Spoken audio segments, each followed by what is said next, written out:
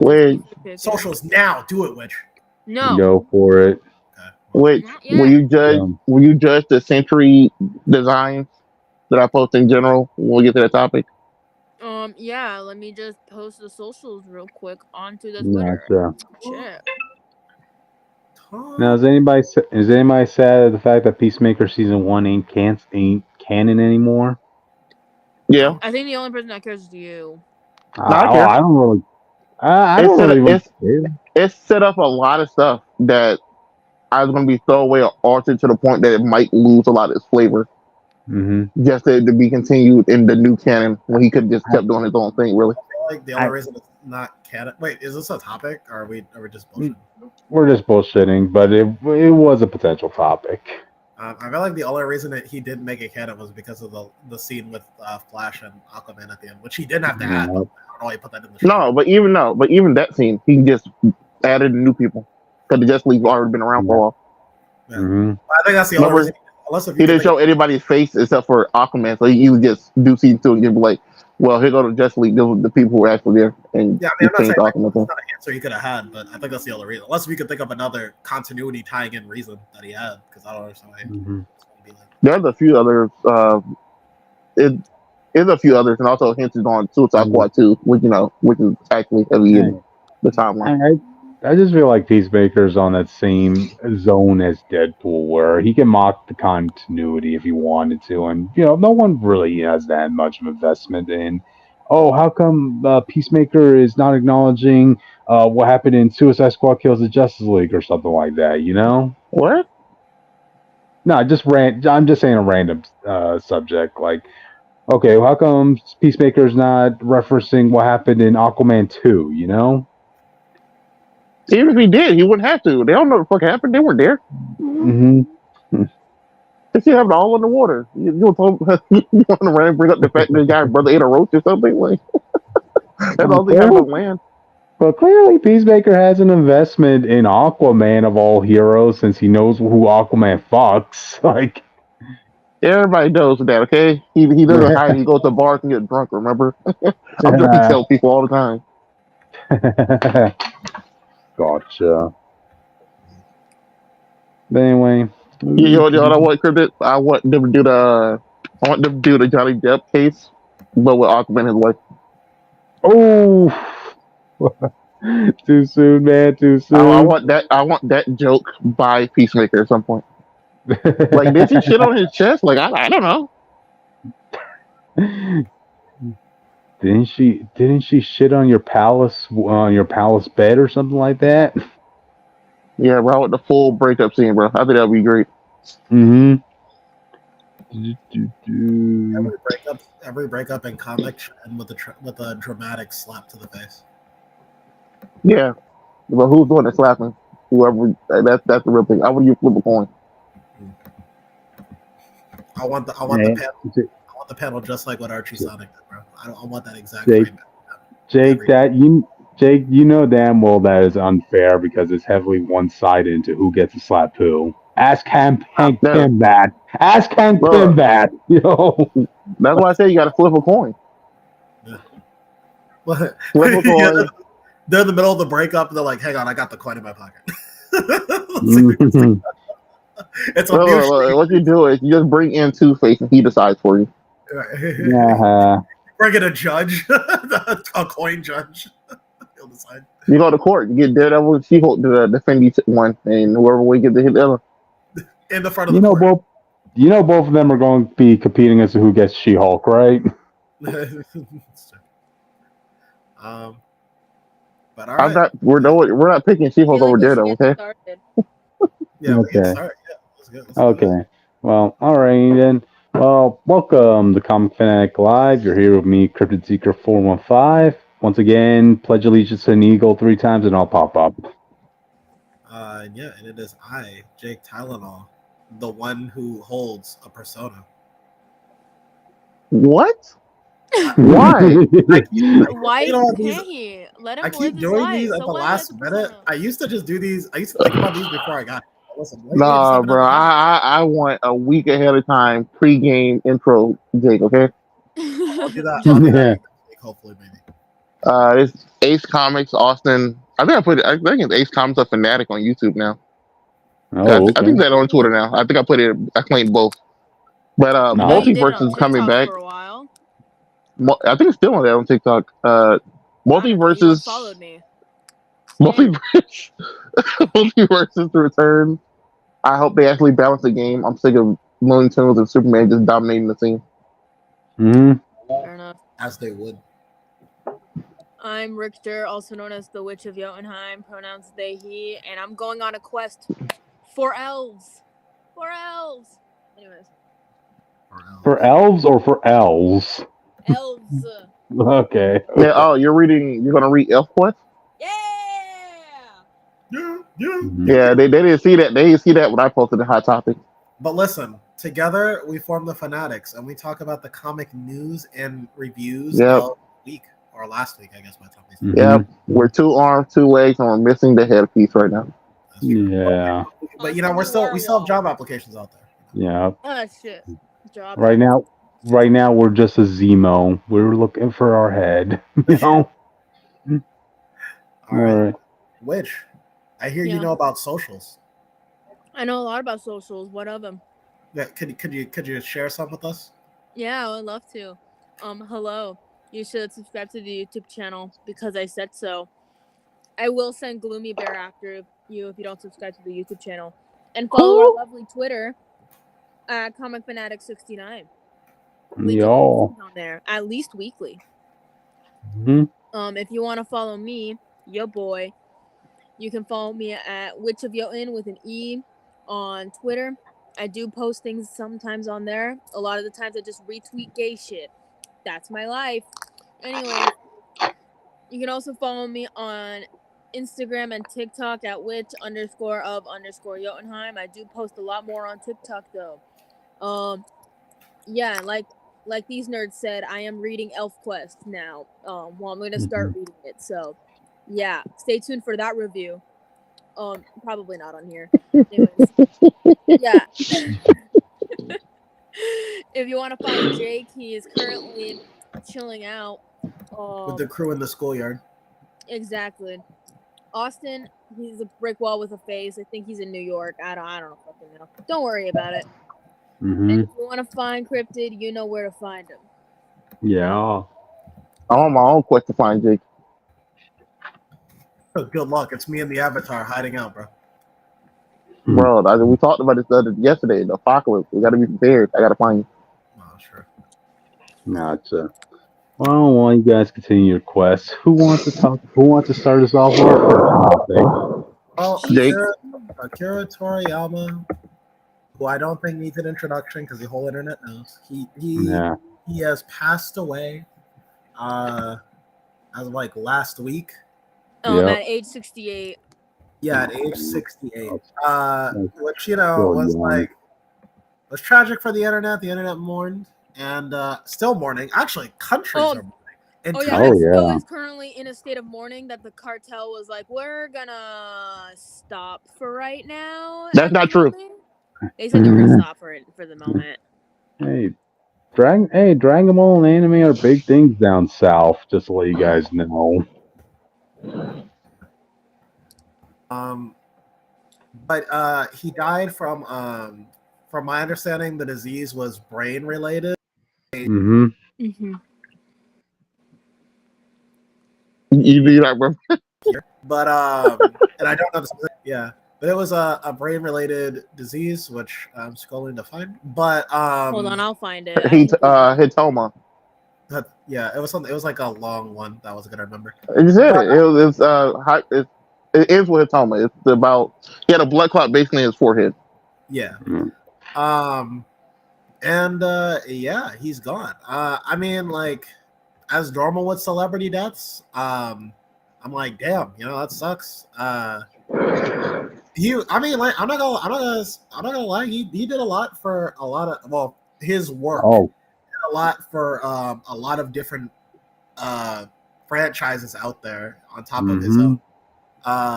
You know, creating one of the most iconic ways to transform an anime, or at least pioneering it.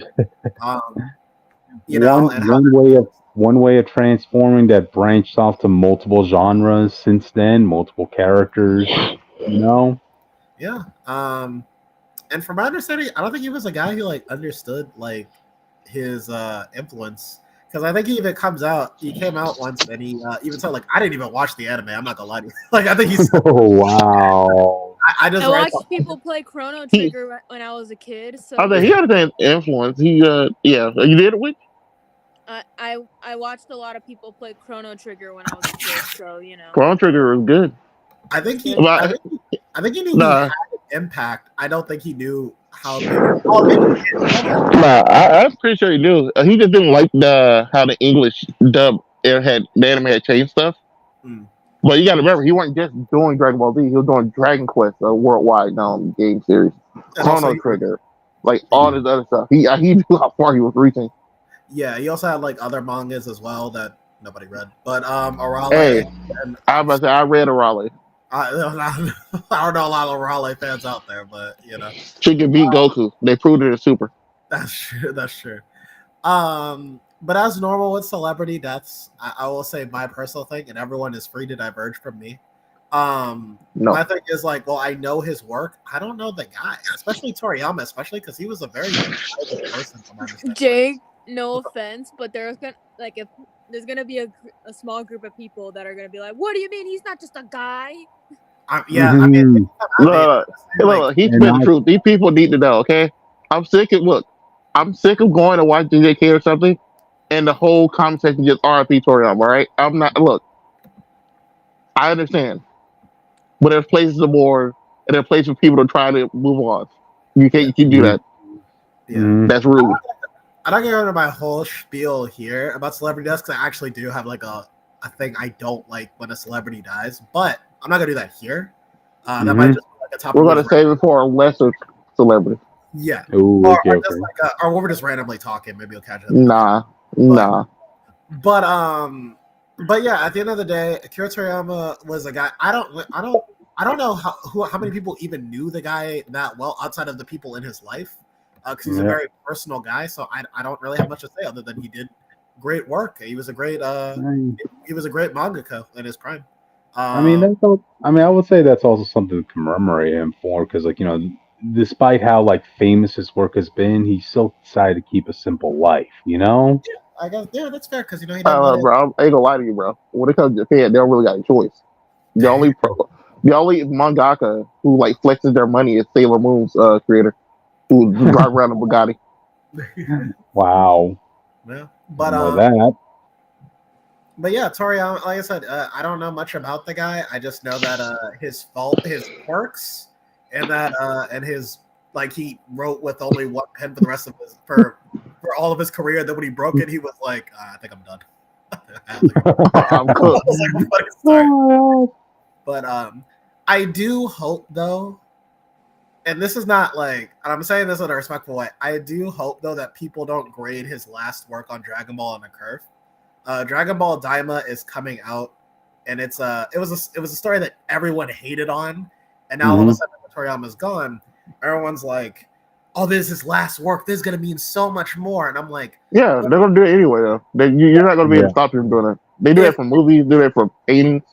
right? But I'm saying like, if it's, I feel like, because you know I'm a story writer, I don't promote it that much, but like, I would hope that if I was to ever reach that fame of Toriyama, that like, if I died, my last work was judged realistically. You know what I mean? Like, I don't want to like, I want to know that like whatever I left was good just because it was good, not because I know. You know what I mean? I feel like that's more reason. Be honest. After you go, are you gonna care? I mean, depends on what it's like. Listen, I don't know what the afterlife's like, but if I he just looks back, just mad. Yeah, I'll be like, that's terrible. But I think it's more, if you do care about the afterlife and that kind of stuff, I think it's more respectful to be honest, because I would rather that last work earn that place of being good rather than just being you want to be remembered for your peak after all, you know. Yes. So, I mean, look at George Lucas. What are the things people are going to remember him for? Star Wars or Howard the Duck? oh, there you go. Howard the Duck. Oh, fuck Howard the Duck. That's what I remember him for. Oh wow. Okay, you're not 1% of a 1%, Austin. Just so you know. Look, So, bro, I'm be honest with you. I never fully watched the original trilogy. Like, I saw the prequels. That was about it. And I was like, this is not good. hmm Gotcha. Yeah, Toriyama will be missed. I mean, it's definitely a grave blow to a lot of people in the anime and the manga community. But hey, Yeah. his work will still live on. Like many characters, many shonens, many new manga coming out. They'll definitely still draw the inspiration from Uh, the great works of Dragon Ball. You know? I want to say one more thing. For all those people say he single-handedly brought anime to the West, and he say Tsunami, that is factually wrong. All That right. was a big deal, wasn't It was Yeah, a y'all big got to group. stop telling that. He was it was a big part of it. But the three things that saved anime on the West was Sailor Moon, Gundam Wing, and Dragon Ball Z. It wasn't just Dragon Ball Z. hmm That these are the three things that put Tsunami on the map, which had kids staying up all night on a Saturday to watch. I remember those All right, days. I'm just saying, stop giving this man all the credit for that. I'm fine with giving him credit where it's due. Probably the most influential manga of current day. hmm But don't start taking away from other people just because he passed away. That's all I'm saying. That's messed up. Gotcha. Yeah. I also found out, by the way, I found this out, but apparently I think this dude worked on one of the early classic Sonic games. I found out Sonic and Tails are based off of, like, their dynamic was originally based off Piccolo and Gohan. I was like, I don't see it. I didn't.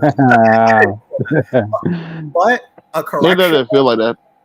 Yeah, it doesn't feel like that. No, I said that too. Like, I don't know if that's true.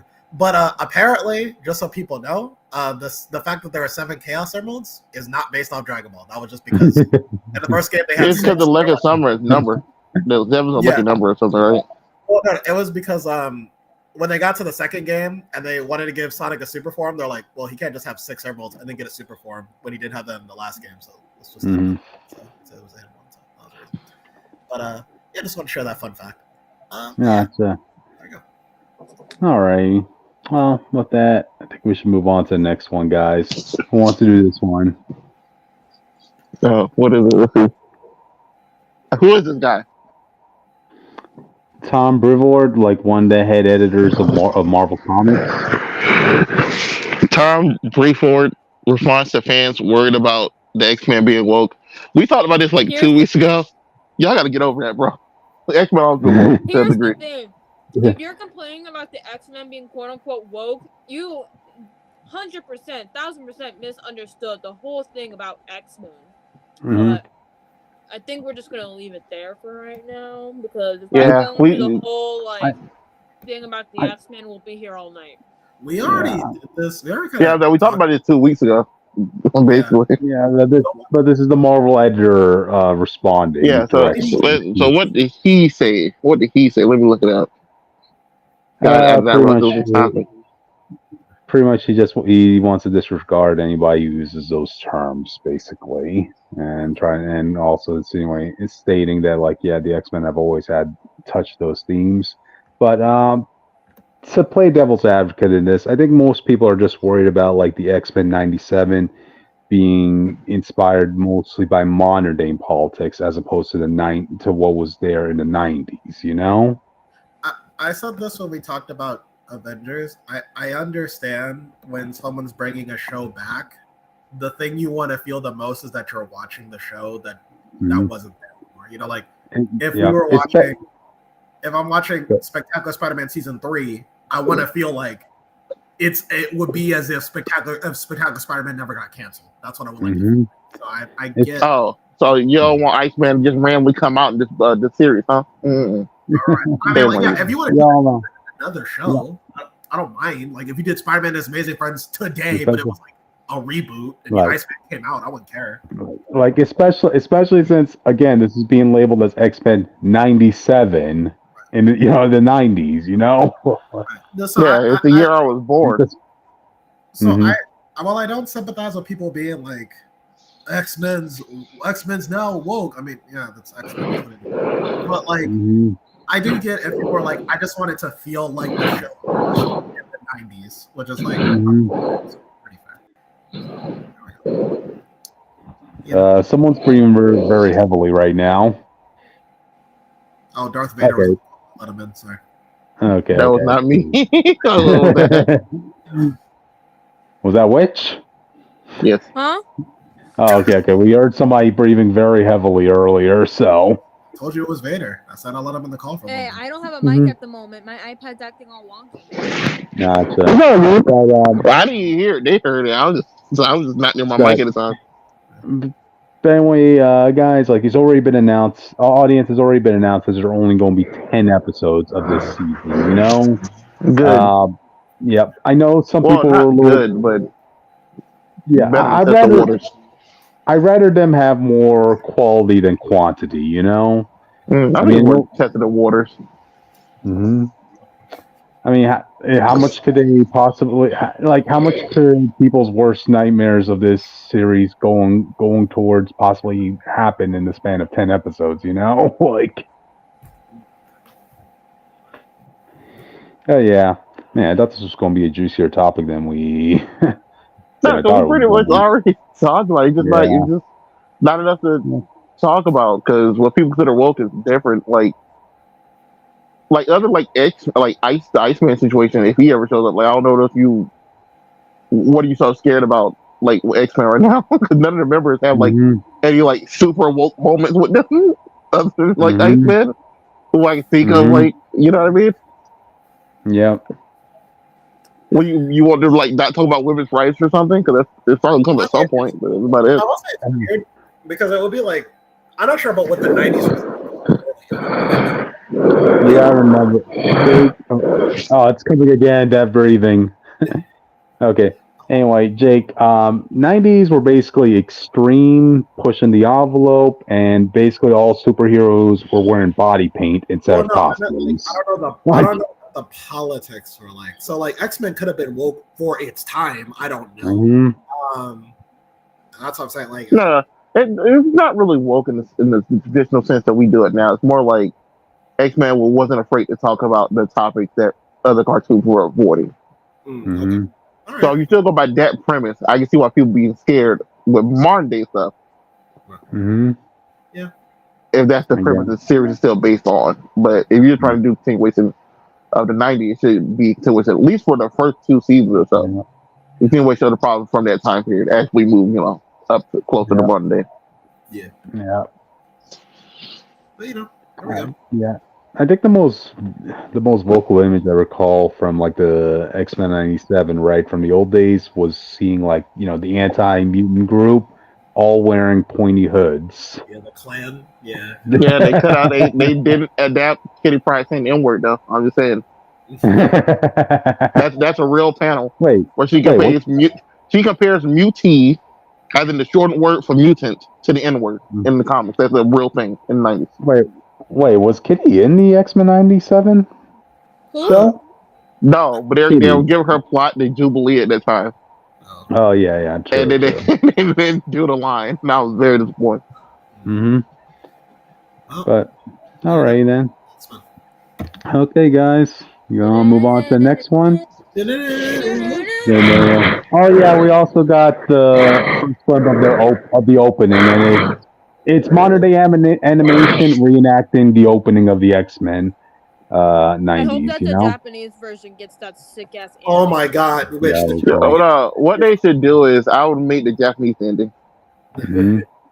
Oh, and also keep in mind we got to see a glimpse of Rogue, audience. So for anybody who's like a little bit worried about her body proportions, you will get some of those scenes. All right, like those worried about her chest.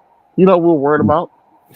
The Japanese intro to X-Men 90s was amazing. All right. Well, where Magneto is creating rock people with his magnetic powers. Metal X-Men theme I ever heard, like shock. Hey, hold up, bro! Stop screaming out here. Go down.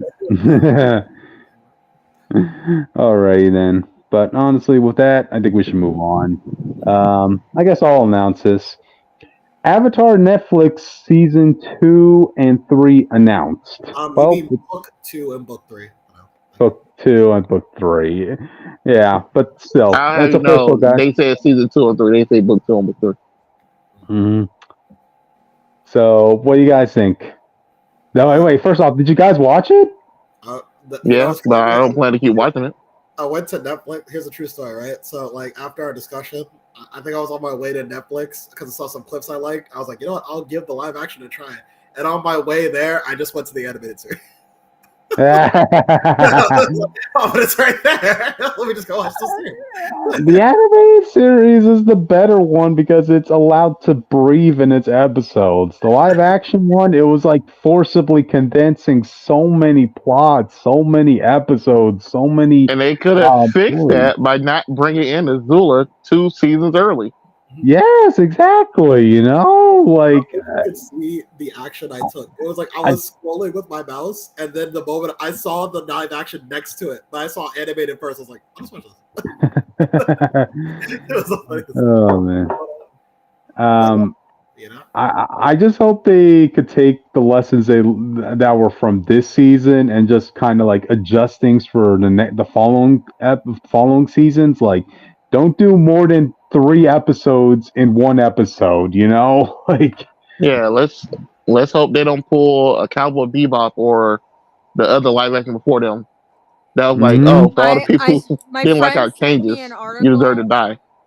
My friend sent me an article about this Avatar show, and they said that they didn't want to make Toph blind, which makes no sense.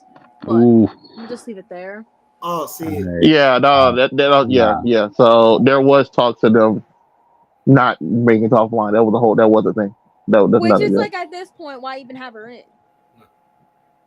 Because they want her for the feet play. It's about the feet play, which I think. I don't know. I guess action rewatching the original. I also kind of forgot how long it took for Toph to be in here because I was watching season 1. I was like, oh yeah, that's right. Toph isn't in the show right away. By the time you get Toph into the team, like she feels like she's been there since the beginning, No, to be fair, Jake, with them moving forward, booming and all that other stuff, she realistically they moved Azula stuff back. She probably would have been in season 1. Sure. Mm-hmm. Like if Toph was in season 1, what the heck was she going to do in the Northern Water Tribe? No, it's more like she would have been like the singer scene, but I'm saying it would have been. Oh, okay. She would have been closer to season 1 than like the Zul and all the other stuff if they pushed forward. Yeah. But look, I swear.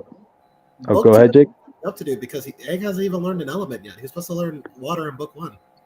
Yeah, they gave all the water bending stuff all to Katara, which also again robs some great moments. Because like rewatching the series, like watching Katara get a little jealous of Egg because he's just picking up water bending so quickly. That's kind of great. Yeah. Hey, by the time you see Katara reaching to the level of master, you've earned it. She's earned it. The viewers see that she's earned it. Nobody can argue against it. But in this show, she's automatically a master without getting one lesson. Bro, the scene. Hey, look, bro. She hasn't learned how to do ice shit. She's alright. Scene where she starts to going to the scene where she's like meets the guy who killed her mom, and she bends the rain and turns it into ice. Yeah. Yeah. There you go. Yeah, they ruined it. Oh. Yes. Mm-hmm. But people don't know she didn't learn literally that until the final season. Yeah. Yeah. And also after and then the big moment with that was about fighting Azula. It wasn't even like this how this whole moment did here. It was about saving her friend. Mm-hmm. And finally forgiving things with Zuko, Yeah. She was dead ass. Who she better not hate this much. Go ahead. Wait, which way, son? No, and then like fucking Katara's like, okay, Zuko, you can hang out with us. However, if you fuck up at one time, I'm killing you. I'm offing your ass. Katara was kind of justified. I ain't gonna lie, because she says it. I was the first one to trust you, and then you immediately tried to kill me, and then also almost killed Aang. Yeah. She's like, and I'll make sure your destiny ends quickly. And I was like, ooh, that's cold. Which it's great that you bring up a powerful moment like that, because that was also not another con to the first season of Avatar here, right? was the fact that the actress who they casted for Katara, she definitely had trouble emoting in a lot of her scenes. You know, But she can learn. But she can learn to get better. You know. I hope so. Yeah, you know, like Actually, seriously, the face she made when she was heartbroken and fighting Jet was the same face she made when she first levitated water, which was also the same face she made when she learned that the Northern Water Tribe doesn't allow women to do water bending. I'm like, God dang it, emote, woman! Like, I actually like this cast. They seem like they're very like. Well, I can't speak for Tara, but they seem very interested in trying to make this work. Like, it seems like they actually do like the work they're doing, even if yeah, Bro, I like this cast. y'all already reviewed the show. Let's move on. okay. I'm saying, like, I do hope this does also- do well for book 2. And I hope for season 2 they cast The Rock to play the Boulder. There you go. The boulder. He was based on The Rock. Like, I mean, his name is the boulder. So What about Boom Boom guy, the guy with the forehead? cast Ryback. Ryback from WWE. I was rewatching the final fight in Avatar with like Aang and Ozai. I'm like, are they gonna be able to do it? Do you think? Based off what you see in the show, do you think they're gonna be able to actually like pull that fight off, like the budget, or are they gonna have to like scale it down? Because they even scaled down the scene where Aang Yeah, they was able to scale it down. Wait, which fight? Ozai. The final fight with Ozai and Aang. I hope they go all out. I mean, by the time you got to the final season, the season finale where Aang, like, you know, fused with that water spirit, he was like freaking ready to go up against Godzilla with the effects they gave him, you know. Okay. So yeah, I'm expecting him to go all out. What you should be more concerned about isn't how the fight looked, but if they're actually going to keep Aang with his principle. Because I don't know if y'all remember, randomly in that final season, Aang was like, "Oh, but I don't want to kill people. I never killed anyone before." He killed multiple people in this show. No, he hasn't. Yes, he has. He done unleashed full avalanches on people. They are dead. He has killed multiple people in this show. That was I'm trying.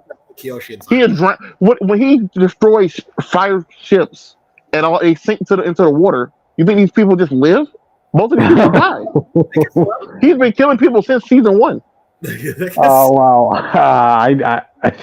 They never draw attention to that, but okay, now That's literally a thing where he just caused a whole avalanche on like 3 people down a whole mountain. Those dudes are dead.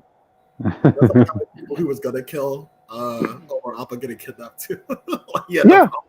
Okay. And then they act like he suddenly had this super moral code about it. It's like, no, you just never talked about it. Austin, to add stock to your claim, I will admit more. By the time we got to Aang fusing with that spirit, like he was full on destroying the Fire Nation fleets as if it was Godzilla breaking, going to town with them. So yeah, okay, It's a hard code to keep because it's like at a time sometimes you can't you know what I mean. I'm not justifying the writing. I'm saying I don't know why they committed to that. It made a good finale, but I mean, I just think you just make him make him have a person that he doesn't want to kill Ozai, that he wants to break a cycle or something. Instead of just saying, I never killed a. I don't want to kill people. That's not what me as the Avatar should do. And they're like, that's all you've been doing. You killed more people than you actually beat in a fight. Okay. But still, Aang getting out the rubble and grabbing Ozai by his beard, bro. That shit had me die, bro. Mm-hmm. Talking to, I'm the Avatar, bitch. That fight was so great. I love watching it, bro. Gotcha. But anyway, with that, guys, I think we should move on to the next topic. Okay, who wants to do the honors of this one? No, what is it? Yeah, why he was in Morbius. Okay. Michael Keaton. Why did Michael Keaton have no idea why he was in Morbius? Yeah, because they didn't have an idea. I had a better idea than they did. He was? I kind of zoned out during that movie. He rarely showed up at the end because when the gateway between the universes got open, he somehow got sucked out of his when everyone else got sent back. with his wings and everything too. No. Remember, no. Remember, his wings weren't sucked up. He had to make that there. Remember, he was in prison. He got teleported from his prison to the other prison.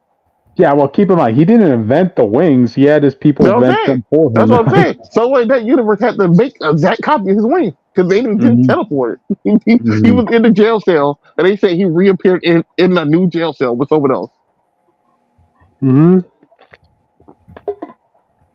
just saying, bro. Either he met the Tinkerer, and the Tinkerer is in this timeline as well, or God himself said, "Hey, yo, bro, here's a freebie," because he didn't have those wings when he teleported. I promise you that.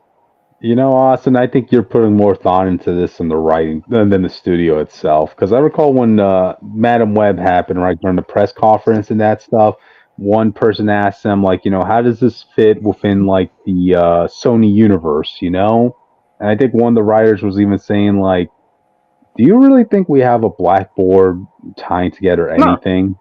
Like, well, to be fair, we know they had a plan because it was supposed to lead to Andrew Garfield. They stopped it because they fucked up the time period. Yeah. Do you really think they have an end game plan with Morbius and we know their end game plan. They want to do the Sinister Six film. It was more just about getting Mike Keaton here. They didn't care about how. It was more about getting him here. But they wanted 6 villains to do Sinister Six. If Morbius is good, I think people would have glossed over it. If not, would have cared that much. But it wasn't. Gotcha. But anyway, here we are. Like even the actor not knowing why the heck he was in this film. Hey, you were just there for a paycheck. Just say that. We all know it. Like, Yes. Any other thoughts, guys? Not really. No. Gotcha. Is there anybody? Did you see them at the Oscars? You saw Arnold Schwarzenegger and the Penguin talk about how they fought Batman at the Oscars yesterday. Yeah, I just saw that clip too. Oh man. Yeah, they're like, man, this asshole here. How he beat you? He beat you with love? No, this man doesn't matter winner. He gave them a look. The only ass I saw was Peacemaker's ass in the Oscars. You saw that in the Peacemaker, what? Okay. Hey, John Cena, same guy. Hey, John Cena showed up naked to the Oscars. He was actually naked. He showed the behind the scenes. He had a thing over his I know, but not everyone knew that. Have our fantasies. Some people were disappointed. Gotcha. This is. Anyway, alright then. With that, we're done with the media news, audience. Now we're going on to the comic news. Austin, you want to do this one? Yes. Scarlet and Destro comic series announced. I'm kind of excited. But I do think it's weird we get Scarlet. I guess it's not weird we get Scarlet for Snake Eyes. But they know that people are waiting for Snake Eyes. Like, that's the guy people are waiting for. Where's that book at? I want to say Snake Eyes after we talk about Scarlet and Destro. Because and Scarlet's been a character I've actually been looking to get more into as of late. Because hey, the comics the G.I. Joe comics that have been coming out recently, hey, they're doing pretty good. Austin really got me into them. I have my Duke comic in front of me.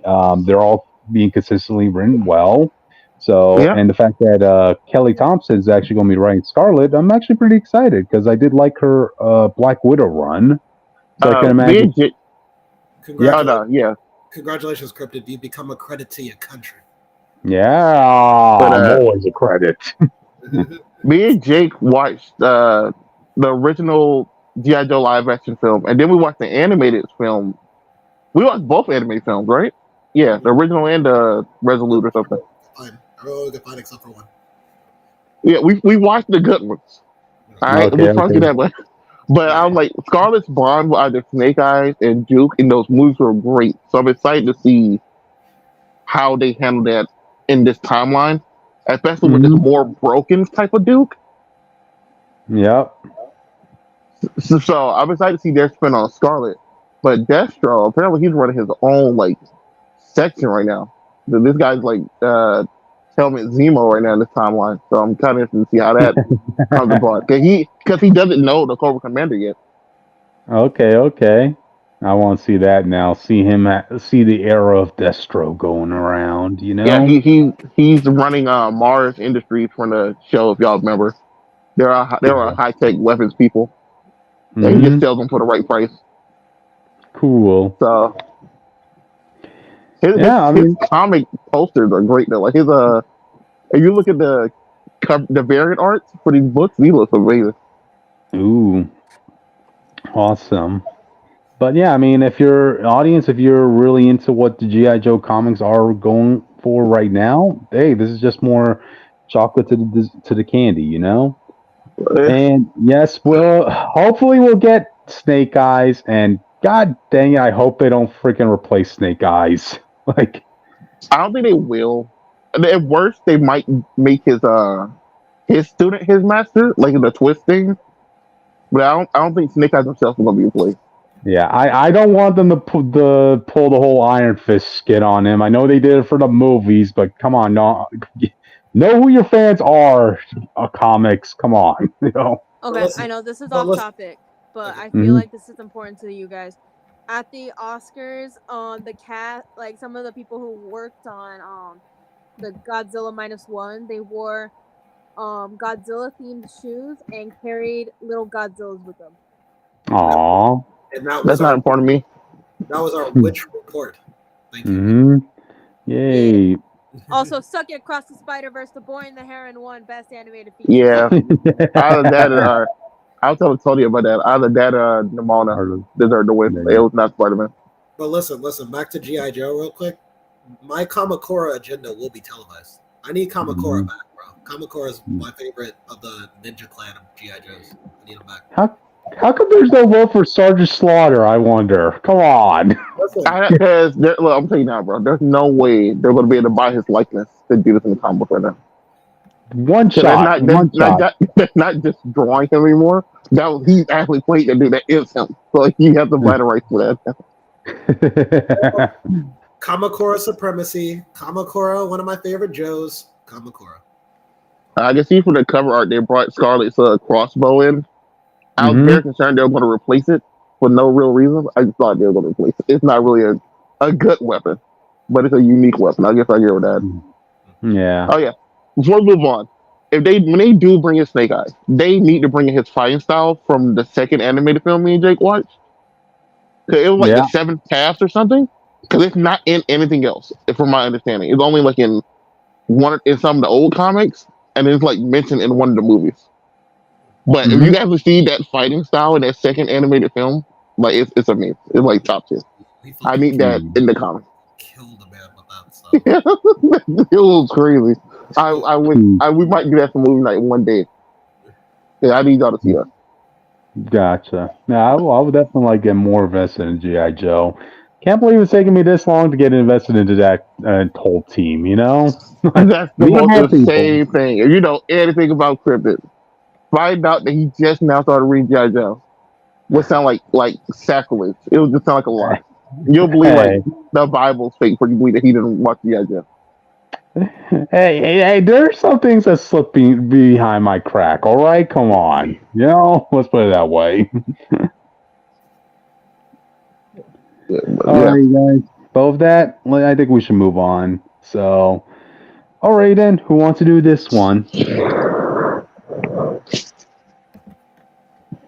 I'm waiting for the last one of the Marvel debuts the new Sentry. It is Solaris. Solaris, yeah, because in her words, she doesn't want to just take up Sentry's name. She wants to have her own legacy. So she gets okay. I'll give you that. That's for the best, but you probably change your colors and stuff. Yeah, and get rid of the S belt. Come on, you know. Yeah. Does she have a cape? Well, she has a cape too. She has the cape. She has the exact same cape in the belt and the same color scheme. You're also going to be compared to Sentry, not just power wise. Did you do that? Yeah. So change your clothes up, girl. Okay, and let's clear up some misconceptions because I know a lot of people were already heated up at the idea that she's still in a wheelchair. She's not wheelchair bound, right, Austin? Yeah. Yes. When she's not using her powers, she's in a wheelchair. She was in a wheelchair before she got her powers. But once she uses her Yeah. powers, she's not flying around the wheelchair. I promise you that. All right? Okay. Okay. She's Because not I was trying about to. to. Because She's not rolling across the like ocean, running super fast with a wheelchair. Okay, it's not the Flash yeah. situation. Because I was about to say, like, the power of a million suns, and she's still in a wheelchair. You know, come on. I I honestly thought once she got the full power of Sentry, it would stop. Like you told me he can do everything but heal his body, his own body. Like what's going on Hmm. with that? Because when she had the power, she's fine. So like so I need to know the answer to this. And the power like going to another dimension or something when she's not using it, that was she's in a wheelchair. So realistically, she should still be in a walk line. Yeah. Or I she should have mean, healed herself. Or she's dumb. And that's a different case. and they're probably going by the route of what happened with Jane Foster's Thor, where she still has cancer, but she completely turns into God level when Yeah. it comes to But to be Thor. fair, that's what has the power of Thor, who can't heal himself. Sentry can heal himself. Hmm. So she has that power. She doesn't use it, or she doesn't know she can use it. Hmm. She needs to learn to control it. Oh wait, this power is split up into 5 different people, aren't there? No, the Ryan, who was the villain and the one I wanted to win, he took the power from the rest of the other people. So he had all of it when she beat him and took it from him. It's okay. He'll become Void. That's going to happen. She'll That would be the become the coolest thing they center. can do, really, with this dynamic. I mean, in case the audience needs a little bit of up to date as to what happened with Sentry, well, I mean, Sentry died at the hands of the King in Black tie-in. Was it King in Ripped in Black? half. Yep, Noel ripped him Yeah. in half like they ripped, like he ripped Carnage and Ares in half. Yep. And rather than revive him like Marvel usually does, they decided to keep his death, and apparently now his powers are being split into 5 random people. Yeah, Valkyrie took his soul somewhere, and I don't remember what she did with it. Mm-hmm. And I didn't Also, know about that. We blew it. That was it. The whole Valkyrie King and Black tie-in was that. And he had Yeah. Thunderbolts where they were dragging his dead corpse around and blew it up. They literally grabbed the lower half of his body that was still intact and said, like, there could be enough sun energy here for a nuke. You never know. Like, wow. But hey, Marvel really wasn't doing much with Sentry prior to going up to Null. So hey, Yeah, if anything, this is getting him relevant. that's my biggest problem with people right now. Y'all cannot Mhm. don't come out acting like y'all the biggest Sentry fan. I feel like I was the only person reading Sentry. To be honest, don't act like y'all the biggest Sentry fans, and then they want to do something with him or replace him. Y'all feel like it's a huge deal. It's really not. Yep. Sentry's cool as a premise, but his character's never been a good character. Yep, he's always been on the bad side in most of his conflicts and most of Marvel's events anyway, He's so bad, none of the writers even know what he's doing. He mastered his powers. They had a whole new form, only show up in Mhm. King and Black, back in yellow regular look. Mhm. Remember when he was revived as one of the 4 members of the Apocalypse? That's the coolest thing they did with him. Death Sea And Sentry looked dope. And they completely forgot forgot he was a horseman after that run was over. Yep. No, so there you go. I don't know if this where she's going to be branching off next, like because the story's now over. It was a 4-issue miniseries. I'm sure she's going to end up in Thunderbolts.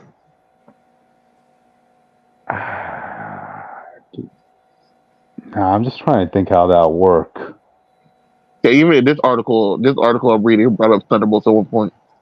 Well, no, I thought that article was referencing the fact that Sentry was going to be involved in Thunderbolts the movie, not the comic itself. Well, they hit that what they're saying is since he's going to be in the movie, they might move her over to the comic. And I was like, well, how they do their synergy with the movies, I can see that happening. Whether it's him coming back or Ryan coming back as a Void and they need this girl Sentry's help, I see it happen. Mm-hmm. But yeah, I think it's gonna be a good start. The character's interesting. You just gotta, you can't look like we told Witch, and like Witch has our said too. Y'all just need to not drop a character after you make them. Actually, try to do something else afterwards. Because even if people didn't like this book or her in this book, put her in something else, and they might like her in that. like Winpool's whole situation. Depending on the writers, either people either loved her or they hated her. Yeah. Okay. Yeah, we'll see where this character goes, and I'm glad we got to talk about this to clear up some clarifications here because yeah, I Final thought image people. her just Sentry in a wheelchair is crazy. Yeah, everybody was like making commotions over this. And I was like, really? Oh, yeah. But okay, she can walk, guys. Well, she has her powers. All right, she's not wheelchair bound. Happy? Happy audience? Never. I'm never happy. We will be happy. Gotcha. But anyway, all right, guys. I think we should move on after this. So, all right, Witch, do you want to do this one? No, Witch at the last. I want to do the next topic. Okay, Jake, you do this one. What? Oh, you haven't mentioned the topic in a while, so go ahead. Marvel's Bloodhunt will be so gory. Only comic shops will have uncensored prints. Hell yeah! And also websites. Good. They give me an excuse not to buy it. Give me my blood and guts. This gives me an excuse to actually want to at least check it out. Bro, I don't care about vampires, so I'm not even gonna lie. I want to see gore. You don't want to see T'Challa as a vampire, Austin? Come on. Gore. Marvel's vampire has never been good. Like, since Dracula moved away from being regular Dracula, he has never been a good. This could be Dracula being Dracula at long last. If y'all like it toward the end, I'll read the whole thing through. But for what I remember, vampires Marvel, they've never really been that good. I don't really care about blood and guts in comics anymore, as much as I used to. Hang on, Witch, do you read or are you reading this book? I forgot it came out. Well, the book didn't come out yet. The book didn't come out. I have been indulging in a lot of older anime series. But wait, the book hasn't come out. We're just asking, are you gonna pick it up? I was asking. So I'm good. I was asking, are you invested in this one? Because I thought you were implying that earlier. Like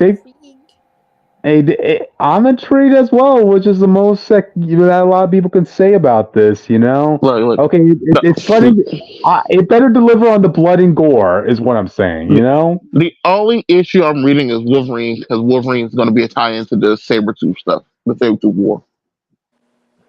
Oh, wait. Wolverine has to deal with the Sabretooth War and the Bloodhunt War at the same time? No, we got to remember, the Sabretooth War was announced first, and then they just randomly started doing Bloodhunt, right? He just jumped from one war to the next? Damn. I think Sabretooth's still going on at the time, to be honest. I have to see how long it lasts. Okay. But yeah, I know they're going to have some special variants in commemoration with this, which apparently are going to feature a lot of blood. I mean, I don't know. You know what will make this really dope? If Marvel editors and writers decide to take a cue from the Kiss comic.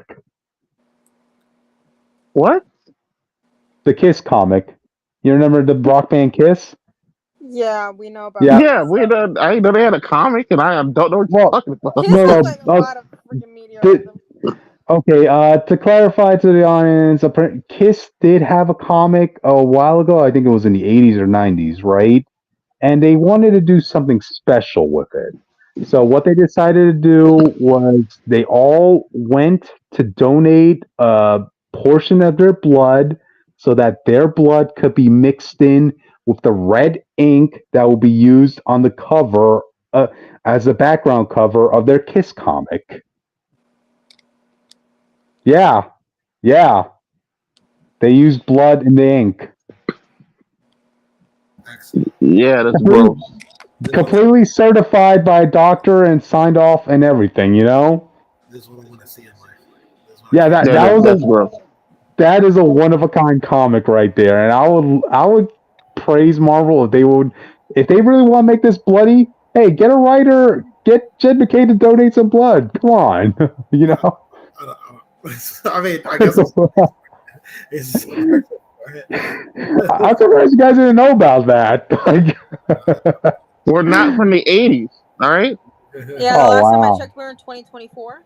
It's Kiss. Kiss is timeless, Yeah, guys. Come Kiss, on. the band from the '80s. Like, bro, I don't listen to Kiss. Yeah, I wasn't even a thought in the 80s. Oh man, but But now look at me.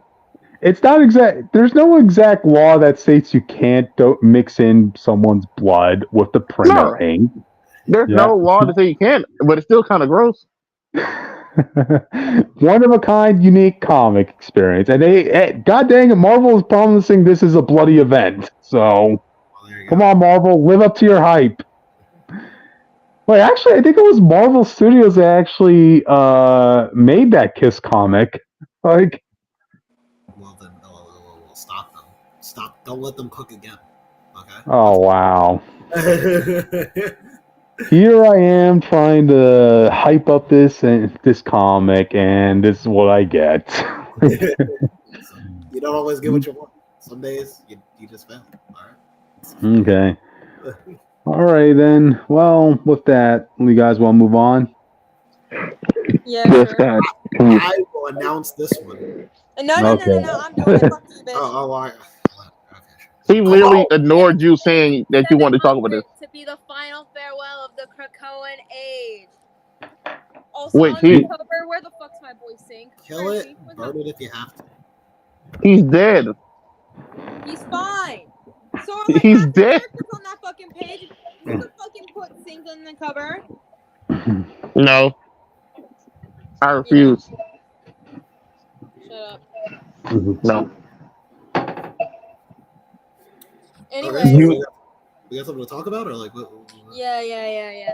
So basically, technically, Uncanny X Men 700 is not 100% accurate, but we don't have to worry about that. So this is basically a book where it has an amalgamation of different writers and artists and stuff like that to basically say goodbye to the Krakoan era. And I don't know, are we going back to the fucking mansion? I hope not. Anyways, Well, they got a reset for the films. Yep. fuck that. Give me back Krakoa. Anyways. No. No. Yes. I liked Krakoa. It was fun. We got to move past the but, it's fine. We got to move past the orgy island, which at some point. Hey, shut up. Let me have the orgy island. The person who was like, make more mutants, that was my man Nightcrawler, okay? He was the one who was like, we need more mutants, so everyone just go fraternize each other. And then my boy Kyle Gennady was like, that's very heteronormative of you. I'm just saying we can't keep the X-Men having a whole planet to themselves. Like, they have a planet and a nation. Shut up. Storm's doing just fine. So is Apocalypse. I don't know how to pronounce his common name. No, they're not. Billions of them died. They're not doing it right at all. Yeah, because of Orcus being assholes. Mm-hmm. Literally, if Orcus killed my boy Jumbo Carnation, I'm going on a rager. Wait. The billion didn't die because Orcus. They died because the Eternals. That was their fucking grandfather, Uranus, or whatever. Remember? Yeah, because they don't want mutants to win. Because the Eternals are racist as well. Mm-hmm. As much as I didn't like it, and I didn't like it because it went against what the creator of Krakoa wanted. That was my problem with it. Mm-hmm. Every writer wanted to, actually, we just want to stay here. We don't care about the story you wrote out and planned all the time. And everyone just started ruining what he wanted to tell their own perverted story of what they wanted in his place. And I thought that was messed up. Yeah. My biggest problem with Krakoa wasn't that the island or the orgy stuff, is that they would say the orgy stuff, but nothing actually happens.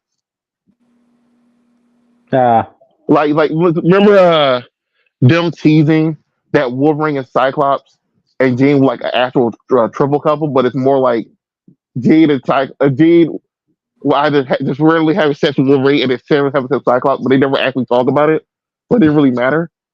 It was just there so they can be like, they can have articles, and they just moved on. It didn't matter. Wolverine didn't even talk to Jean most of these books. It was just her and Cyclops. So like, so it's like you just did that to bring it up, just like, oh, look at this, and then y'all just didn't do anything, and they did that with so much stuff. Mm-hmm. They kept talking about, it's since like the first year they kept on having kids, and I think only like 3 kids been born that we know of. Wow. Why And it's talk about like you kids gonna do when all this why? heroic stuff, just actually do it. Stop just set up and stuff and not do anything. If it's 7 years, y'all are 4 years overdue for how long this story supposed to be. Y'all just didn't do anything. Damn, I'm just amazed at all the screwing around that was going on the island. There were only like 3 kids that were born. Because it has to be more athletes screwing around. You see a panel of them partying, and then that's it. Wow.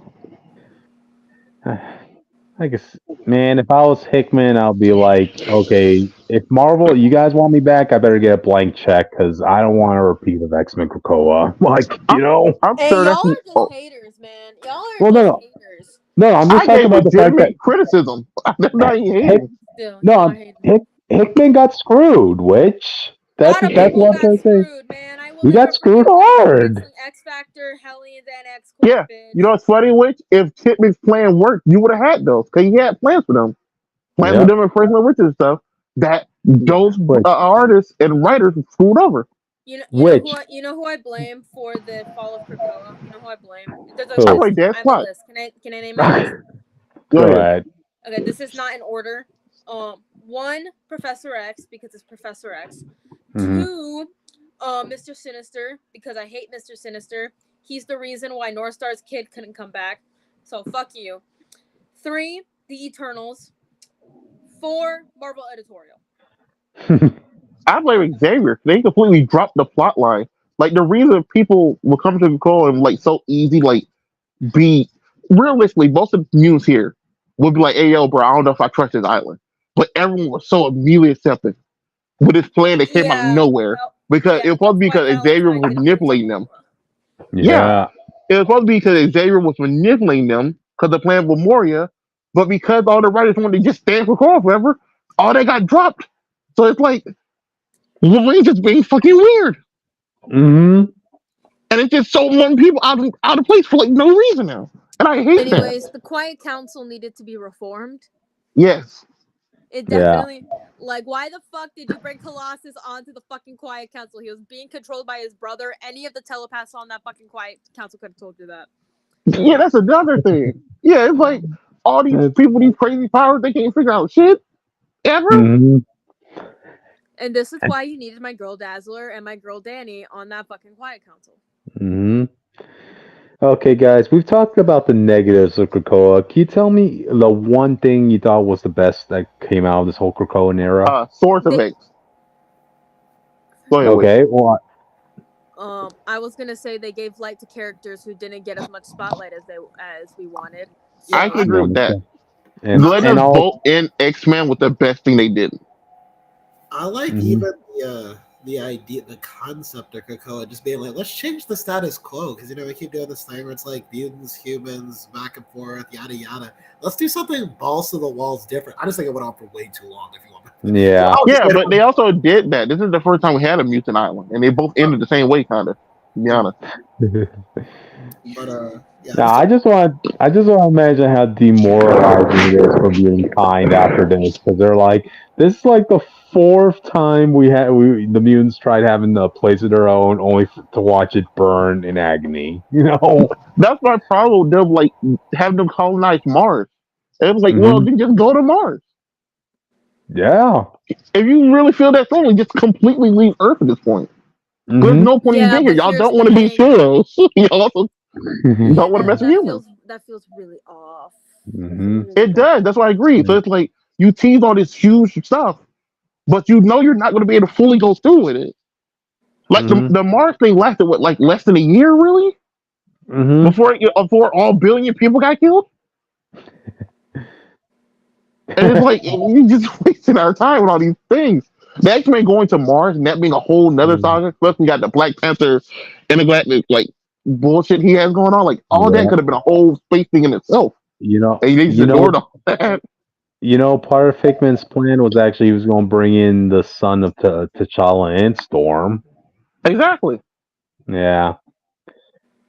Yeah. Hey, I didn't mention what I liked from this Krakoan era. I like that one issue where Deadpool came to Krakoa. We already did that though, and the fans did too. What was that, Witch? Like in that one Hellfire Gala book. No, I'm talking about like back when Kelly Thompson was writing Deadpool, right? Yeah, You know, he this kept is trying to sneak in with Jeff the Shark. yep, yeah, because like at that time, Deadpool was king of his own country, Monster Island, right? And he's like, hey, X Men, if you want, you could put one of your portals in my kingdom, and they refused to. And Yeah, I'm no, I get it. like, come But on, come on. You yeah, know how many places were openly accepting to the mutants wanting to put a portal in their domain? Very little. But here you have Deadpool with his own land, his own kingdom, is openly letting and wanting to let mutants put a portal in his kingdom. But they said no. I think the one main person that was like "fuck you, Wade" was Wolverine. yep. I think he was Uh, like, "No." Storm was yeah. too, but then she liked Jeff, and then Jeff bit her face, and that was over with. Yeah, that was a nice one. The X-Men all wanted to attack Deadpool for stealing a plant, and then Deadpool did a Fast Jeff special to Storm's face.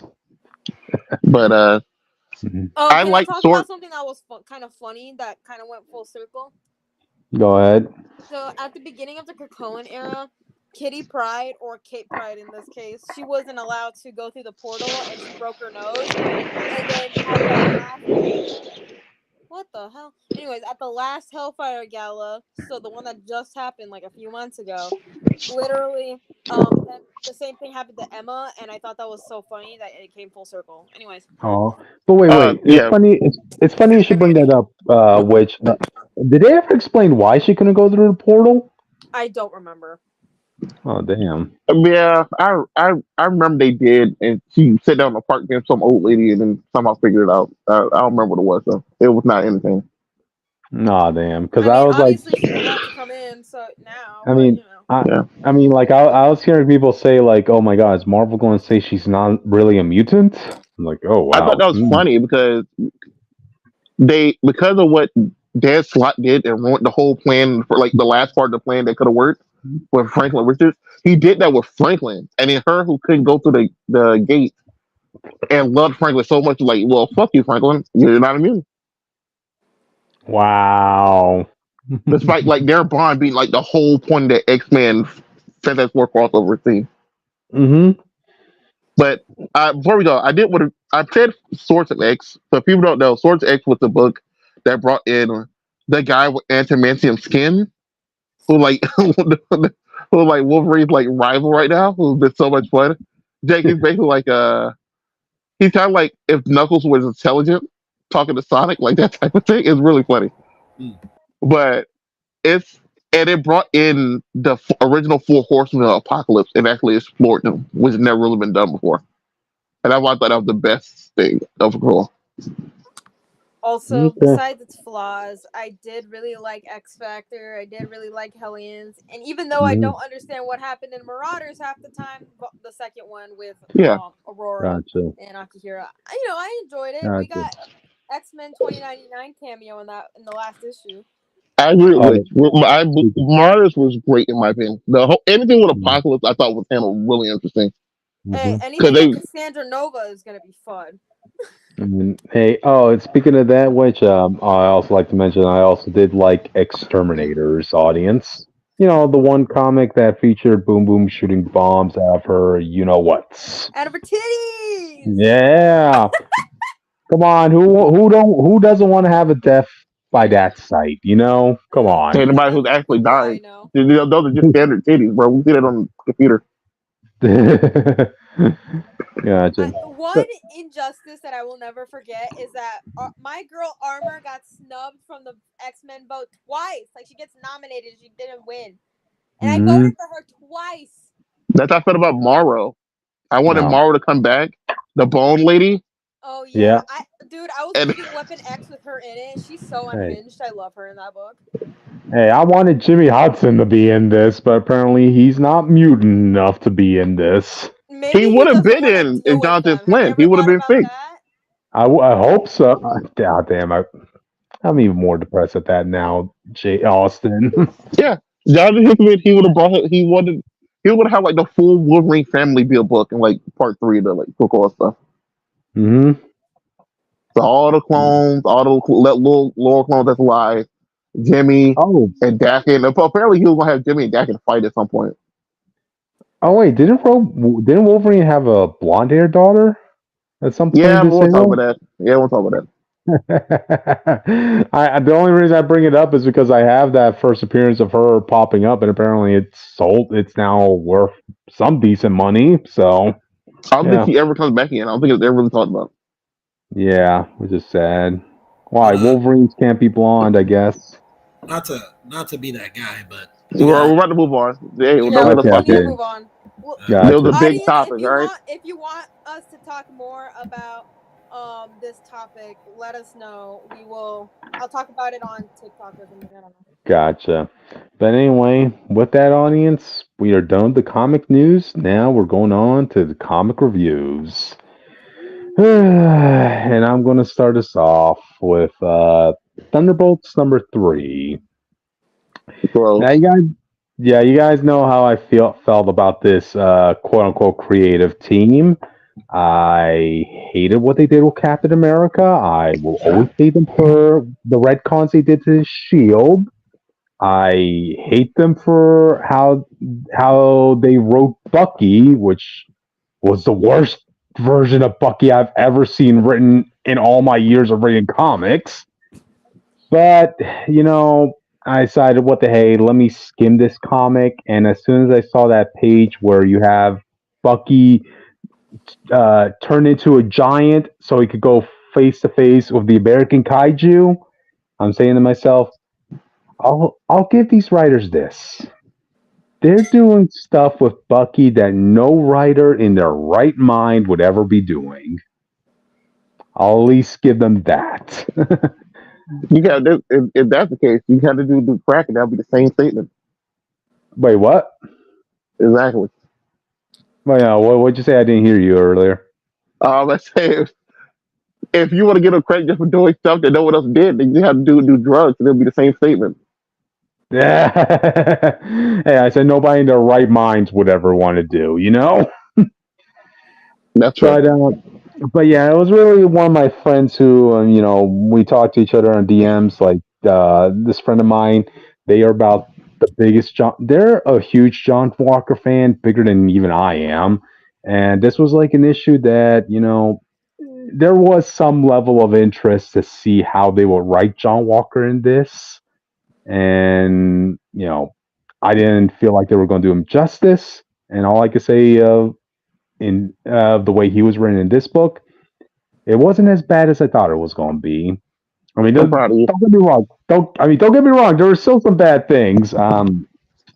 I saw that John Walker was going to get into a fight with Shang-Chi, and I hated that because I didn't even need to read that fight to know how that fight was going to go down. Hey, audience, who's going to win between Shang-Chi and John Walker? John Walker in my Yeah. heart. It's the same. It was the same feeling I got when I saw in Daredevil, where Daredevil was going to go up against John Walker. Who's going to win? I already knew who the winner was going to be. John was going to get his ass kicked. It's just so sad. He's a superior. He's like everything Captain America is physicality wise. John Walker is the better one. Like he's the guy that made Steve Rogers worry about himself if he can actually compete against John Walker. Like, man, maybe I really don't have what it takes to, compete with the big boys like John. Like, I'm giving him all my best shots, but still he's not going down. Hey, that's where he lost to Hawkeye. No, Hawkeye. No, it was John Walker who kicked the crap out of Hawkeye. No, that was the first time, but then they had a rematch in like the last Hawkeye book, I believe. No, they had like an interaction in the last Thunderbolts book. That was the one with all the superheroes on the Thunderbolts team. Yeah, that was so messed up, especially since Clint, you knew that John was undercover, man. Come on, dude. Wait. Oh, what's funny? I just remembered. So they had Shang-Chi beat John Walker, but Good. Shang-Chi lost to Steve. Like straight boxing, he lost. Yeah, that's why it doesn't make. Made a new person. Hello. That's why it doesn't make sense, you know? Hey, Carol O'Connor. Yeah, you made it just in time for us talking about Thunderbolts, buddy. Yeah, we were just talking about the fight between John Walker and Shang-Chi. Well, John didn't lose flat out. I mean, Shang-Chi did strike a blow to him, and it appears Shang-Chi now has some green mystical powers on him. Yeah, But yeah. who really cares? And I mean, yeah, it's in like his that. last book, when they brought him back because of the movie, they had to. Yeah, They wanted Oh, to fully establish he is the most yeah, deadliest hand-to-hand fighter, yeah. and he But also gets still, powers. did we who address really? Carol Connor here? Yeah, Yeah, if we you were addressed. listening, you would I have just heard it. got back. I left. Yeah, No, yeah. you'll get to leave. You'll get a choice. You go to the bathroom with the Kara, phone. Kara is the one John Walker fan that actually might be more of a fan of him than I am. Just to let you guys know. Jake, if you leave, you take the computer in there with you, the whole computer and the desktop. Nice to meet you, Kara. But- Sorry to see you the first time. Okay, but anyway, what was I saying? Yeah, Shang-Chi having these powers. Bottom line is, who really cares? It's like that one scene from Gang War where you have all the crime bosses in New York gathering for a meeting, and then Shang-Chi is right there in the table, and Hammerhead's like, "Wait, what's Shang-Chi doing here? Is he a bad guy?" Okay, whatever. Like, yeah. He's not. Yeah, it's stupid. He's not really a bad guy. But they had basically had him take over the 10 rings. Like in the movie, it's basically him took over instead of the sister. Yep. So he's doing shady stuff, but in his mind, it's still the right thing. It's dumb. Yeah, I just don't think people know what to do with Shang-Chi, really. But anyway, going back to this book at hand, John Walker, the way he was being written, he was definitely cursing a lot.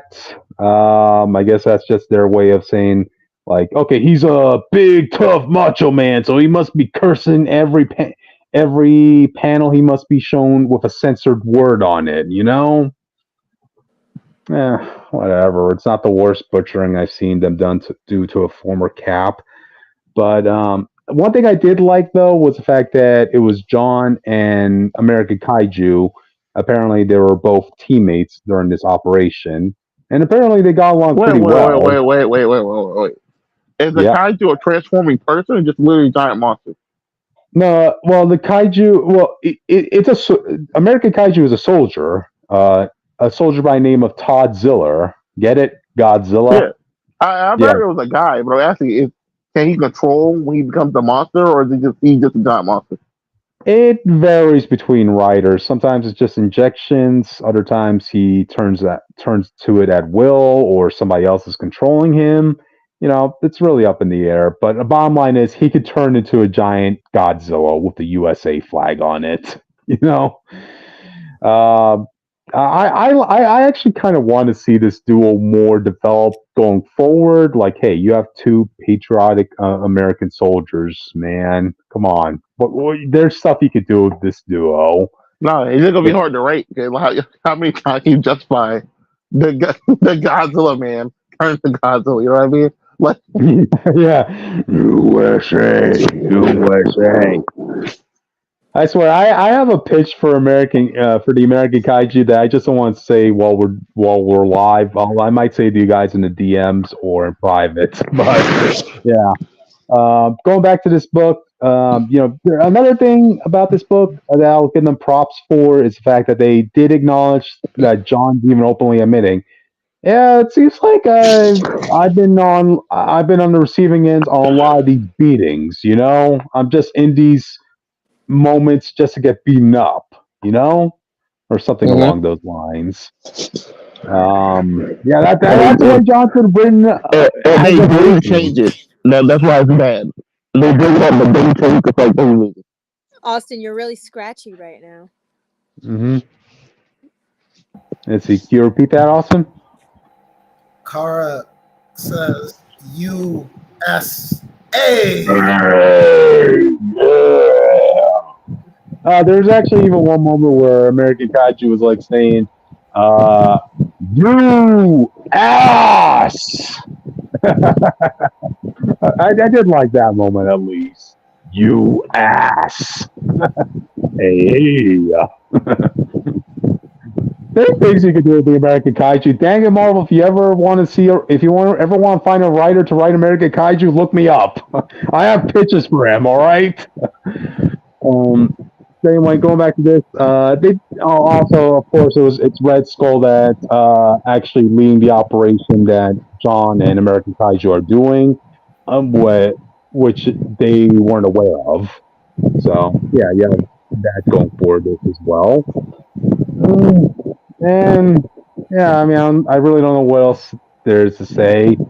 John's going to be teaming up with Bucky and his Thunderbolts go up against to go further kill Red Skull and Latveria or something, you know? Yeah. Anybody want to read this book? We can get Car on. I might take the book out, to be honest. We can get Car on here. So you can read it with it. USA. Again, Marvel, I have plans for American Kaiju. Look me up, alright? Yeah, nothing really else to say about this book. I mean, I haven't been reading this book. This is the only one I at least checked out, issue 3, but that's it, really. Yeah. Okay. Alright, guys, want to move on? Yeah. Yeah. Okay. Speaking of patriotic heroes, Austin, you want to do this one, man? Yes, Duke number 3 by Joshua Williamson and Tom Riley. And Jordy, somebody whose name I can't pronounce. But we're going to move on. But if you probably don't remember, it's been a minute actually since we talked about this book. But Duke was captured and imprisoned by his old comrade, Stalker and Rock and Roll. Funny enough, I didn't know their names last book. I got one of them right. I said one of them was Rock and Roll. I thought the other one was Heavy Duty, but it's Stalker. Yeah. Okay. Props. But he's also captured along with the villainous Baroness, which is surprising. Mm-hmm. And she looks amazing this book. Yeah, she has that Black Widow vibe. It really threw me off. I was like, nah, this looks great. Yeah, she has like that Black Widow vibe when I was reading this book. And the people who are trying to get there's been a bounty on Duke's head for a minute, and we find out the people who caused that is Mars Industries, which we just found out outside of comics is run by Destro. Ooh. And they're sending Major Blood after him. Funny enough, why Major Blood? Who knows, bro? Yep. All right, my things loading a little bit, but starting off with this comic I was very surprised, to be honest. The Major Blood, they get him. They get this man he has like a throne he's sitting in, and he do like the cross leg pose with a wine glass and a pistol. Cool. Oh. Aw. Fine, which some people are left with the options: leave the gun, take the cannoli. He's like, I'll take the gun. I'll take the gun. Hey, I'll take the gun and I'll take the glass. Look, bro, he looks like they went out their way to make him look as ash-holish as possible. They might well give him an apple. Yeah. But Stalker and Rock and Roll are reporting to, I believe this is Hawk. It's hard to tell because he doesn't have a hat on. I've never seen Hawk without his hat on. Yeah. But yeah, it's him. So yeah, it is Hawk. Never mind. So they're reporting to Hawk and they're telling him this situation sucks. You got one of our best friends who we fought full wars with downstairs locked up because he's talking about some robot. If it was anybody else who talked about a giant robot, I probably wouldn't believe it. But Duke, of all people, I believe there's something we should look into. Yep. And he's like, nah, man, Duke is fighting some nasty demons in his head. And it's like, bro, it's weird watching like the government pull this conspiracy thing on Duke, of all people. But I really like it. I don't think we ever had something like that. Yeah. And Baroness here is like calling him out on that, man. Look how your country treated you. Look how your country turned on you. She called this man a cowboy, of all things. Yeah. Look at here, cowboy. You and me can make a deal. You're an American hero, right? together we can escape. But Dookie just ignoring her. And I keep getting this other guy's name. He's funny. It's funny enough. I keep learning and not learning names at the same time. The other cellmate, I forgot his name too. The other cellmate, whose code name I don't know right now. Yeah. But he's basically talking trash to Baroness. And she's like, if you knew who I was, you would not speak to me this way. And Duke's like, we know exactly who you are. And they say her full name was Anastasia. I'm not trying to pronounce that last thing correctly. You know it. This also serves as like a brief biography as to who Baroness is, you know? Yep. She had a good life, good parents, but she was bored. So she basically got into espionage in the long short of it. Mm-hmm. And then for reasons unknown, as the book says, so I guess we'll figure it out later, she turned into a full-on terrorist. Yeah. And was codenamed the Baroness. Yep. It's funny enough, she's so surprised that her famous backstory and like qualifications is known by somebody. It's like, you just called him American hero. Of course he knows who you are. Why are you shocked? Yeah. And he's like, oh, you had some run-ins with some old buddies of mine. They said you were misguided. So this implies before Duke joined G.I. Joe, Baroness was already active. They fought. Wow. But she said she quit the system. The same system, like you said earlier, the government that holds you here, she just didn't agree with it. Mm-hmm. And they're just, talking and connecting. I'm going to scroll down a little bit more.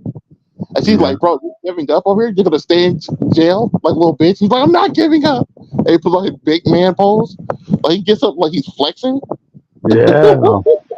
It's a good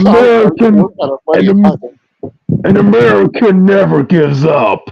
That's basically what it feels like. It definitely like he's trying to power out with pure patriotism. Yeah. If you know that's what he does. That's literally like a statement he said before. Yeah. But she's like, I finally got a rise at you. You're finally mad. You're finally doing something. Because she just wanted him to stop laying on the floor. She wanted him to do something. Mm-hmm. But then Duke is also saying, like, yeah, I'm not breaking out because it wouldn't be right. Yeah, I'm still an American hero. An American footballer, so yeah, I like how his cellmate, like, I want to read this off, right? Like, his cellmate perfectly described who Duke is. He's like telling Baroness, let me tell you something about my boy here, Baroness. He's angry now, but he never turned his back on his duty. His life is in his blood. His whole family has fought in every war in every country. My bro here was made in America by America. Yeah. I'm just genuinely so excited. I can hear your voice. You're just lighting up reading this dialogue. Yeah. But maybe this everybody who reads this book has to come out with a bit of patriotism in them. Which read this book, you can find it definitely put something in your chest when you're reading. Hey, don't get into your bullshit. Hey, Witch, read this book and you'll find that inner patriotism in you. I'll find an eagle hunter in you one of these days. No. Yeah, it definitely kind of inspiring watching Duke go through what he's going through and still trying to push on. Mm-hmm. But I have my own shit to read. Mm-hmm. But she's like, bro, so how did you end up down here?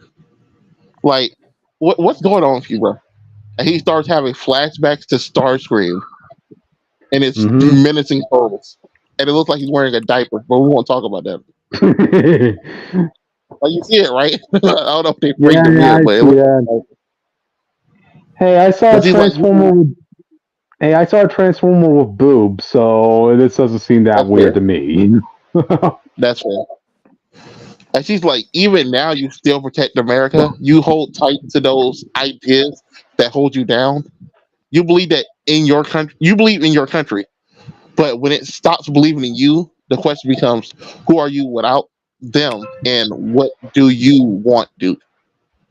And that was a very good question, but we've never seen most G.I. Joe agents outside of G.I. Joe.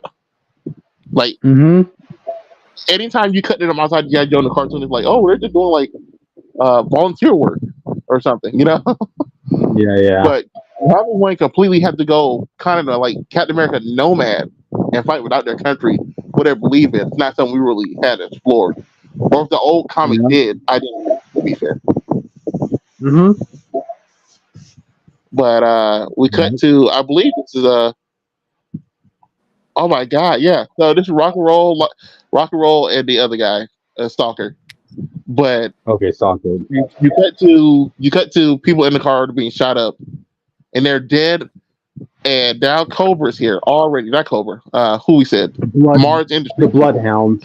The Yeah, the bloodhounds. But it's a big organization, bro. This is becoming Metal Gear.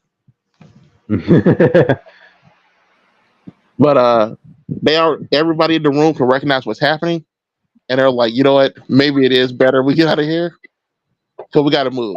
And the person that shows up to save him is, I believe, this is this Stalker? Let's see. I'm trying to look up his name too. He's a dude. He's a big ass dude with a beard.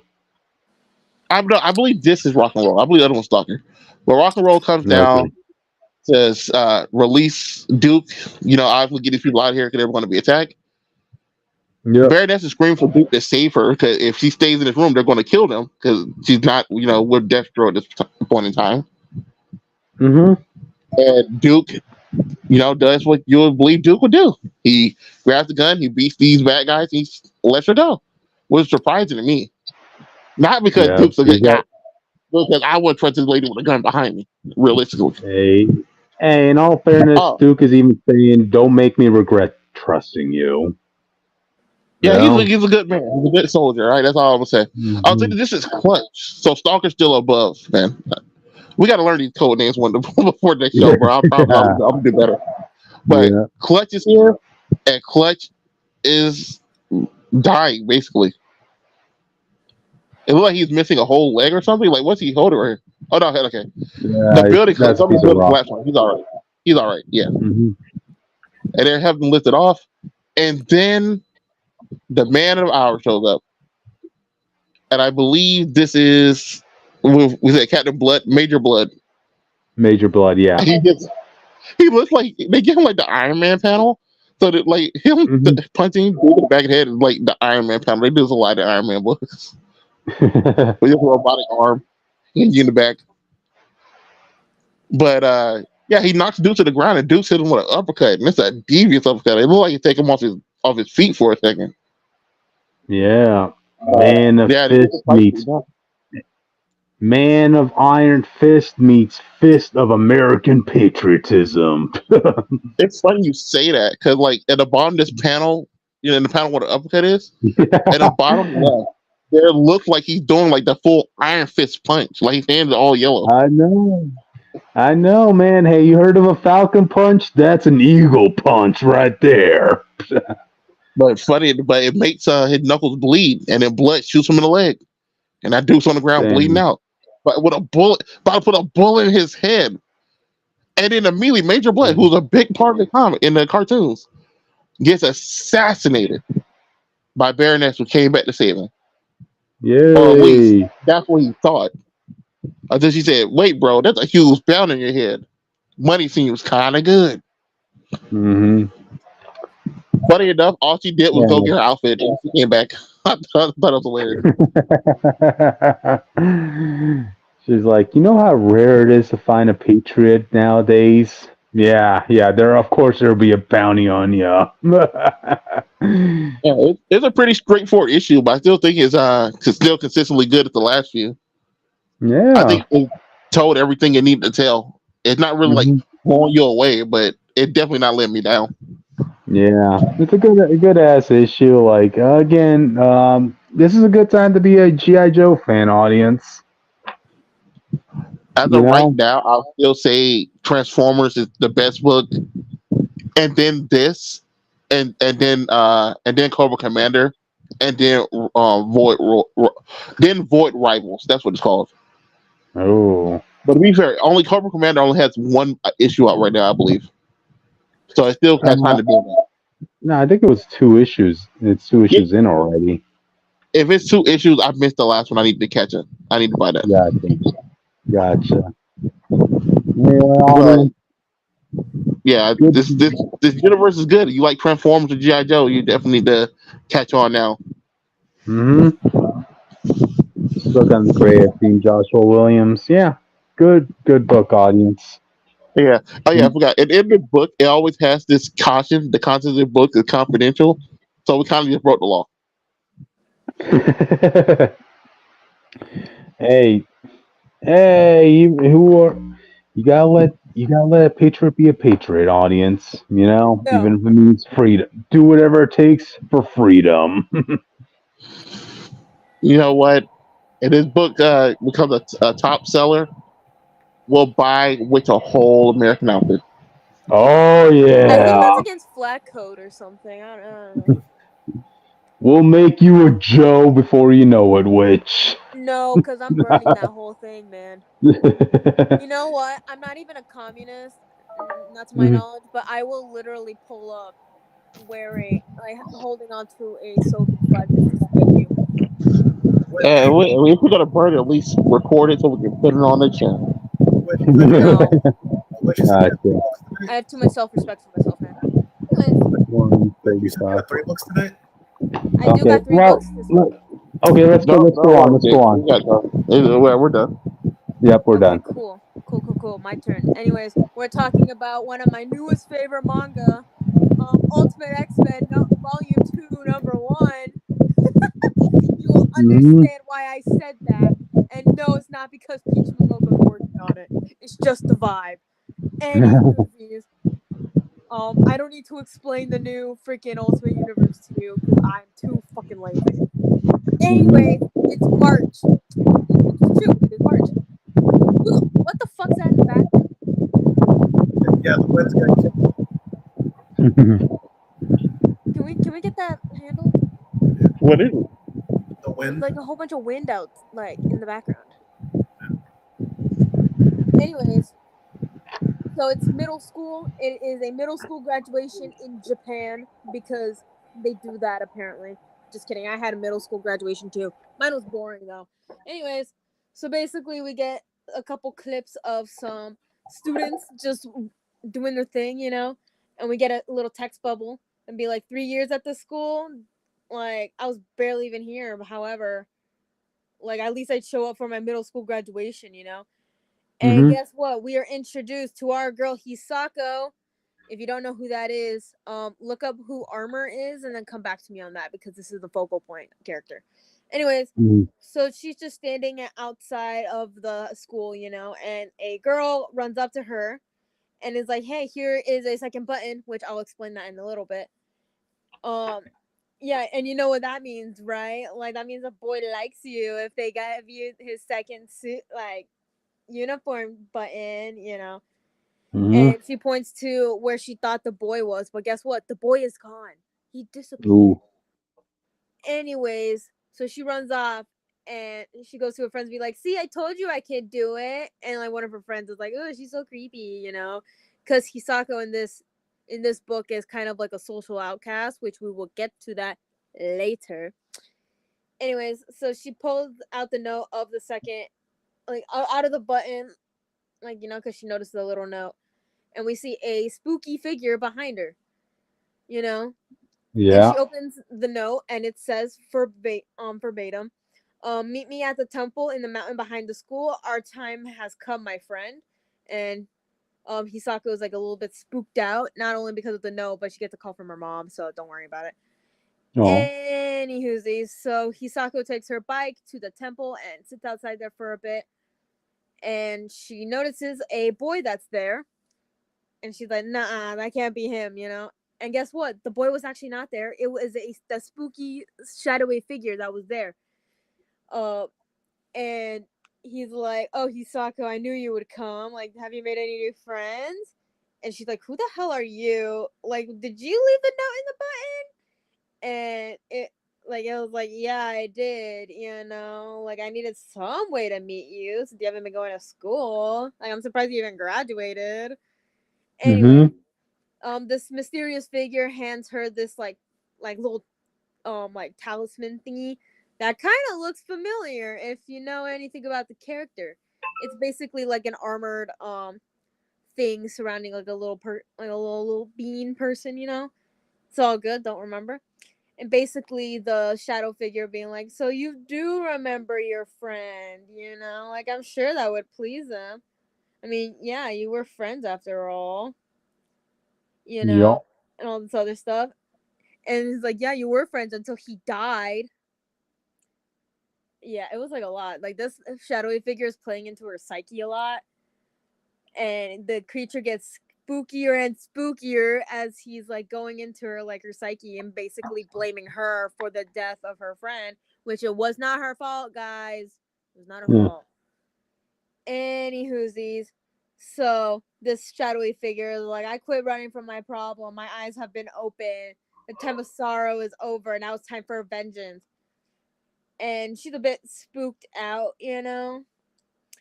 And she notices that the shadowy figure is gone, and she sees this like little like paper doll thingy. It's not really paper, it's made of straw. I don't know what I'm saying. Looks at the paper and notices like a small hit on her head. Nothing too bad. It's like a little tap. And notices basically the corpse of her friend, like a ghost version of her friend. And she's like, I'm going the fuck home, you know? She's like, I'm sorry. Like this, but it wasn't my fault, which is true. It's like, you can't really do much about that, you know? It's like, shit happens. But we'll get to that later. Anyways, she's biking home and she almost gets hit by a car. And then guess what, besties? Guess what? What? Her mutant ability pulls the fuck up with the armor dude pulling up and protecting her from the car crash. And he like wave, like, she's terrified and he's over there like waving, you know, and be like, hey, you're welcome. And kind of disappears. You gotta see the look on that driver's face, like sweating he had looked like eyeballs, I swear. Oh yeah, it did, but don't worry about him, he's fine. Anyway, so she gets home and the driver's still there, but we don't really have to worry about them. So basically, it's the next day, and we see that Hisako's mom and grandma are watching the news, talking about like what happened, you know, like the driver's in critical condition. Like, it said that the car was struck by something, but we don't know, you know, like we don't, like, they don't know what actually happened, but Hisako does. Anyways, so basically, her mom's like, Hisako, your lunch is ready. And basically, Hisako's just still going through her, like, depressive episode, you know, because of all the BS that she just witnessed at the freaking temple the day before, you know, and almost getting killed by a car. Anyways, so basically, she leaves the house. She bikes over to the temple, places some flowers, you know, at this one tree. And guess who's back? That shadowy figure. And it's like, oh, guilty conscience, huh? Like, oh, and you were looking for this? You dropped your diploma last night. You wouldn't want to leave any evidence behind, would you? Like, come.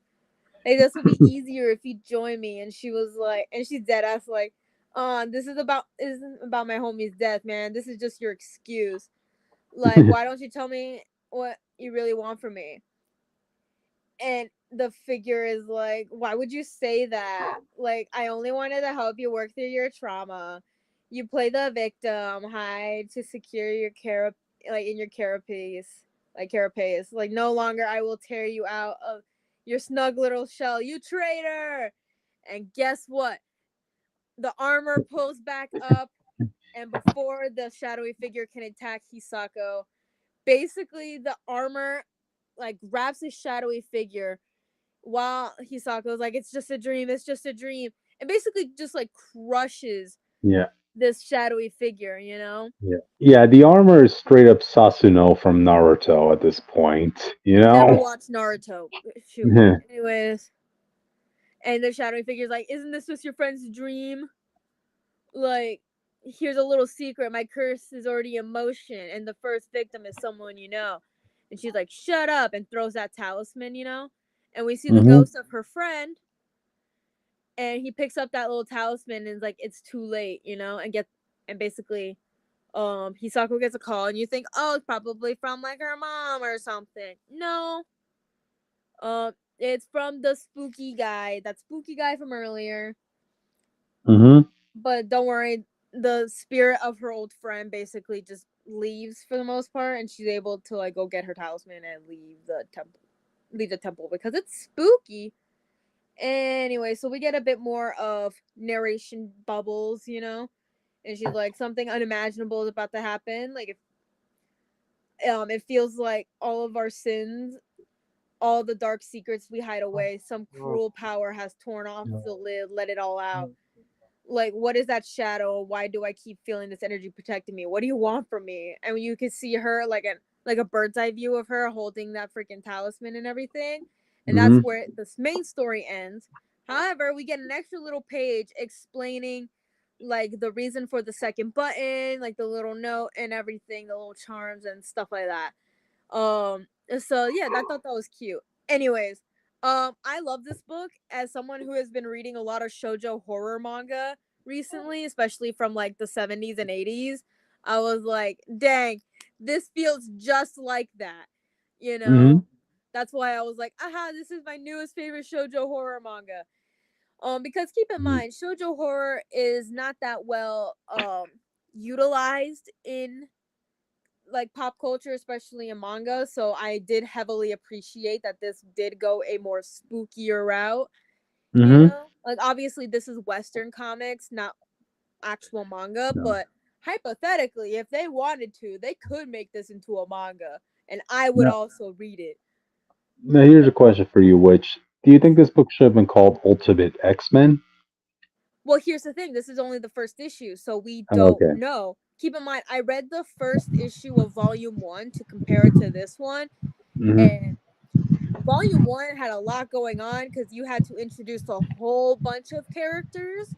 But what I like about this issue 1 is that they only focused on one character, and I think they're going to keep doing that throughout, where they introduce like one or two new characters to like help readers go into it a bit easier. And if we have one focal point character, I think that'll be easier for readers to latch onto.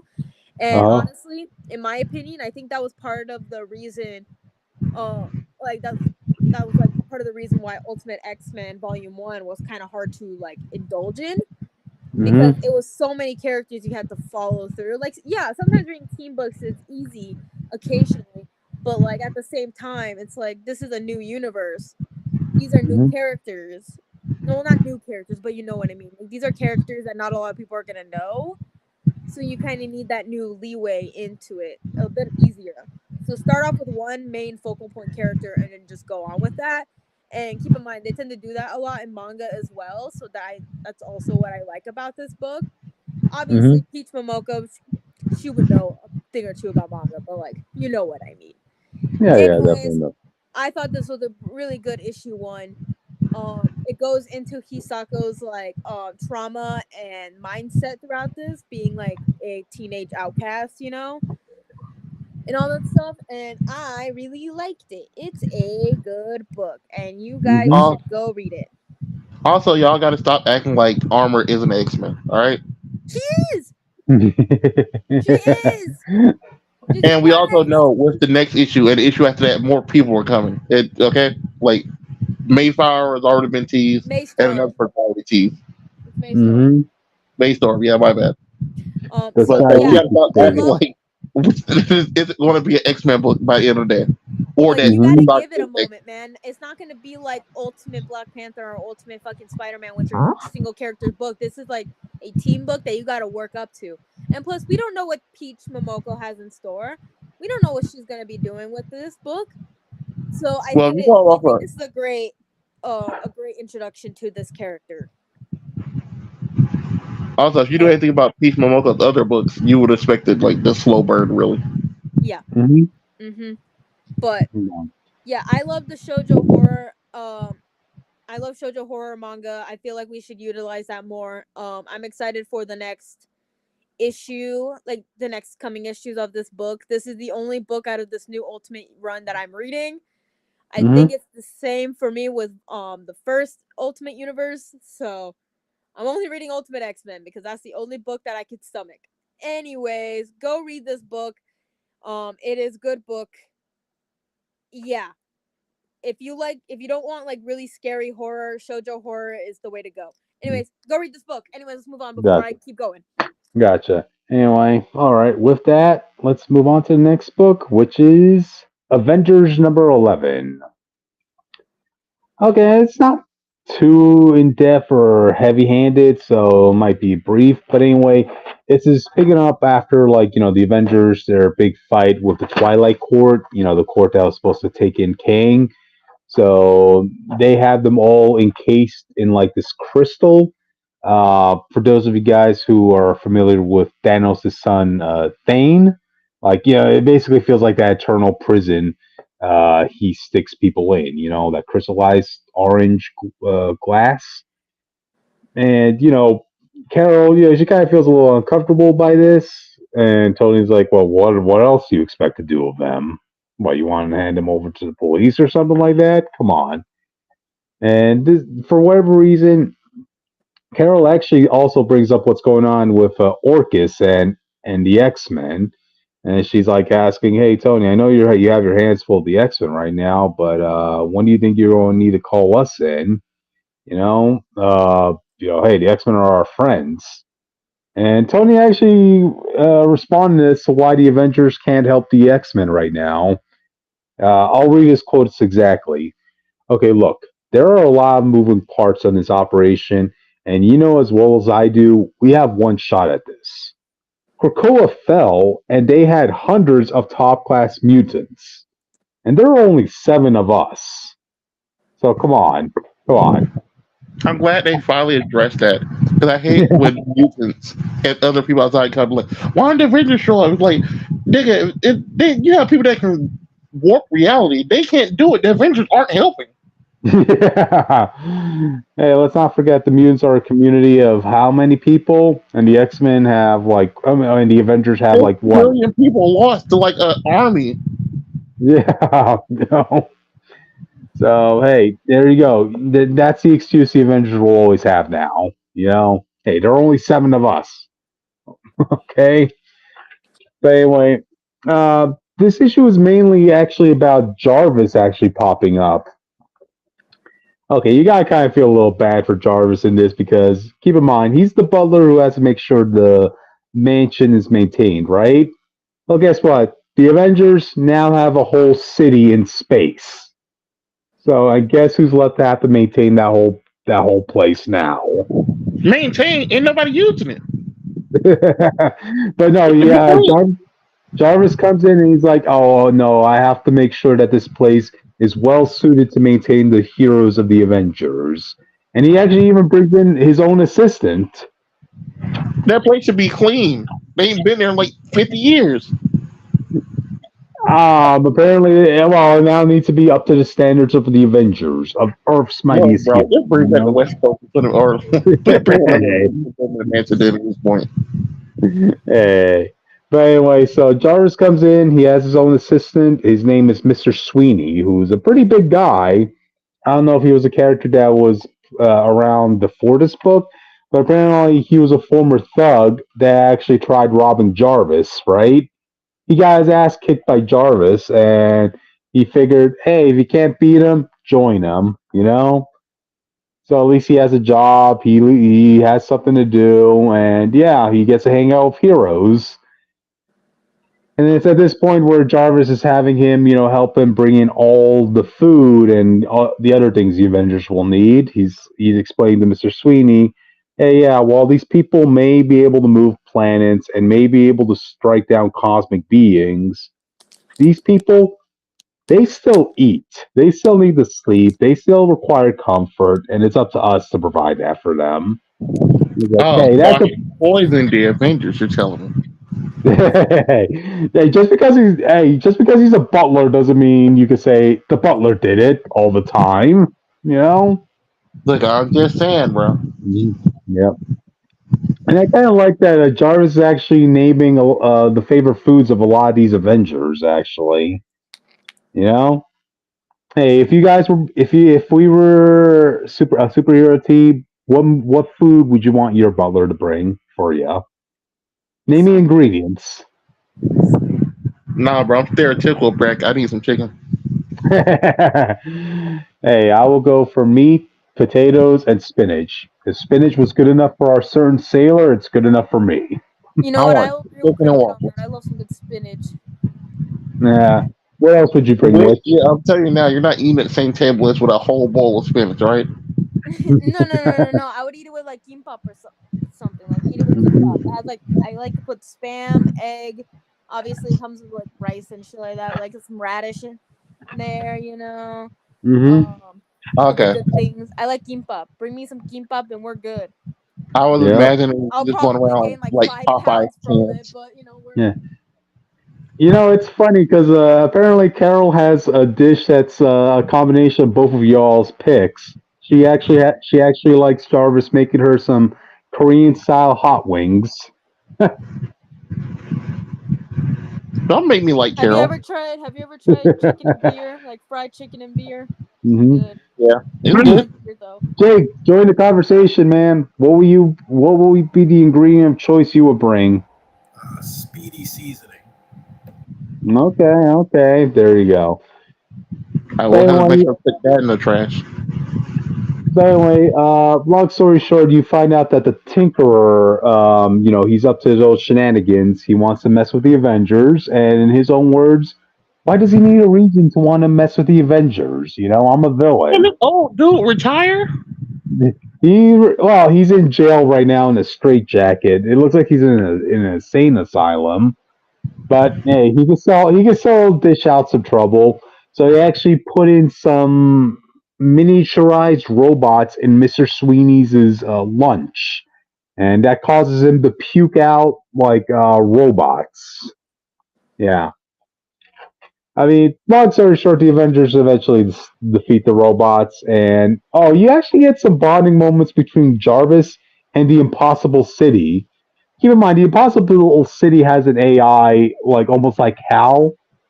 That hey, open the door, Hal.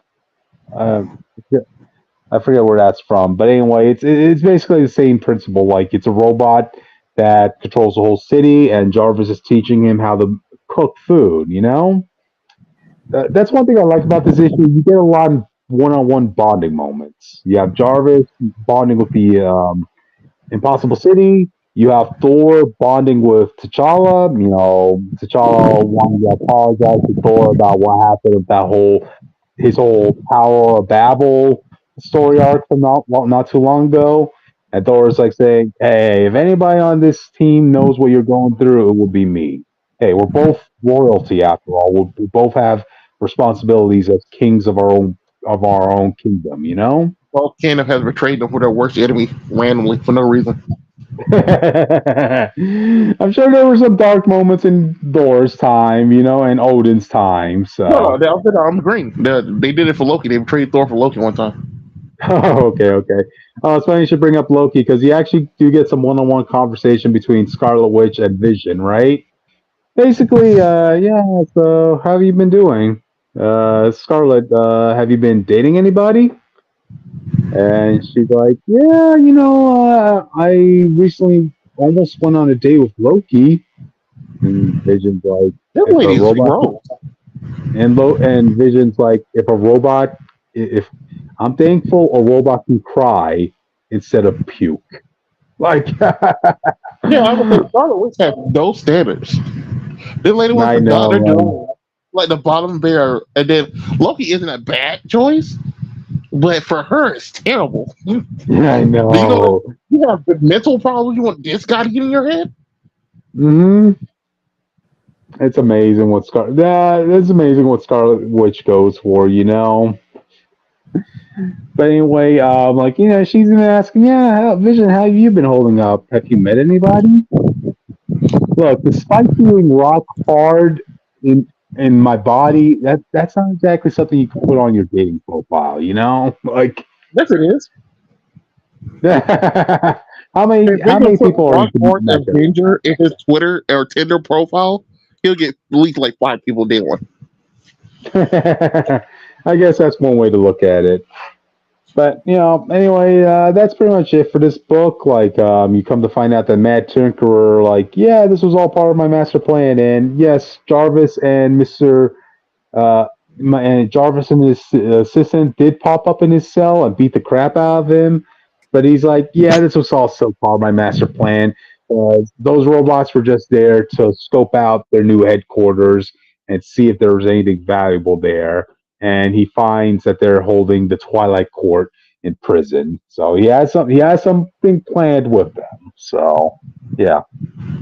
I Before you move on, I just want them to call back to the time where you find out Jarvis leads a support group for people who have superpowered friends and stuff. Oh yeah, from Spider-Man's run, I think, from Nick Spencer's. Yeah, I like Tony react to Jarvis just snitching on them like that to other people.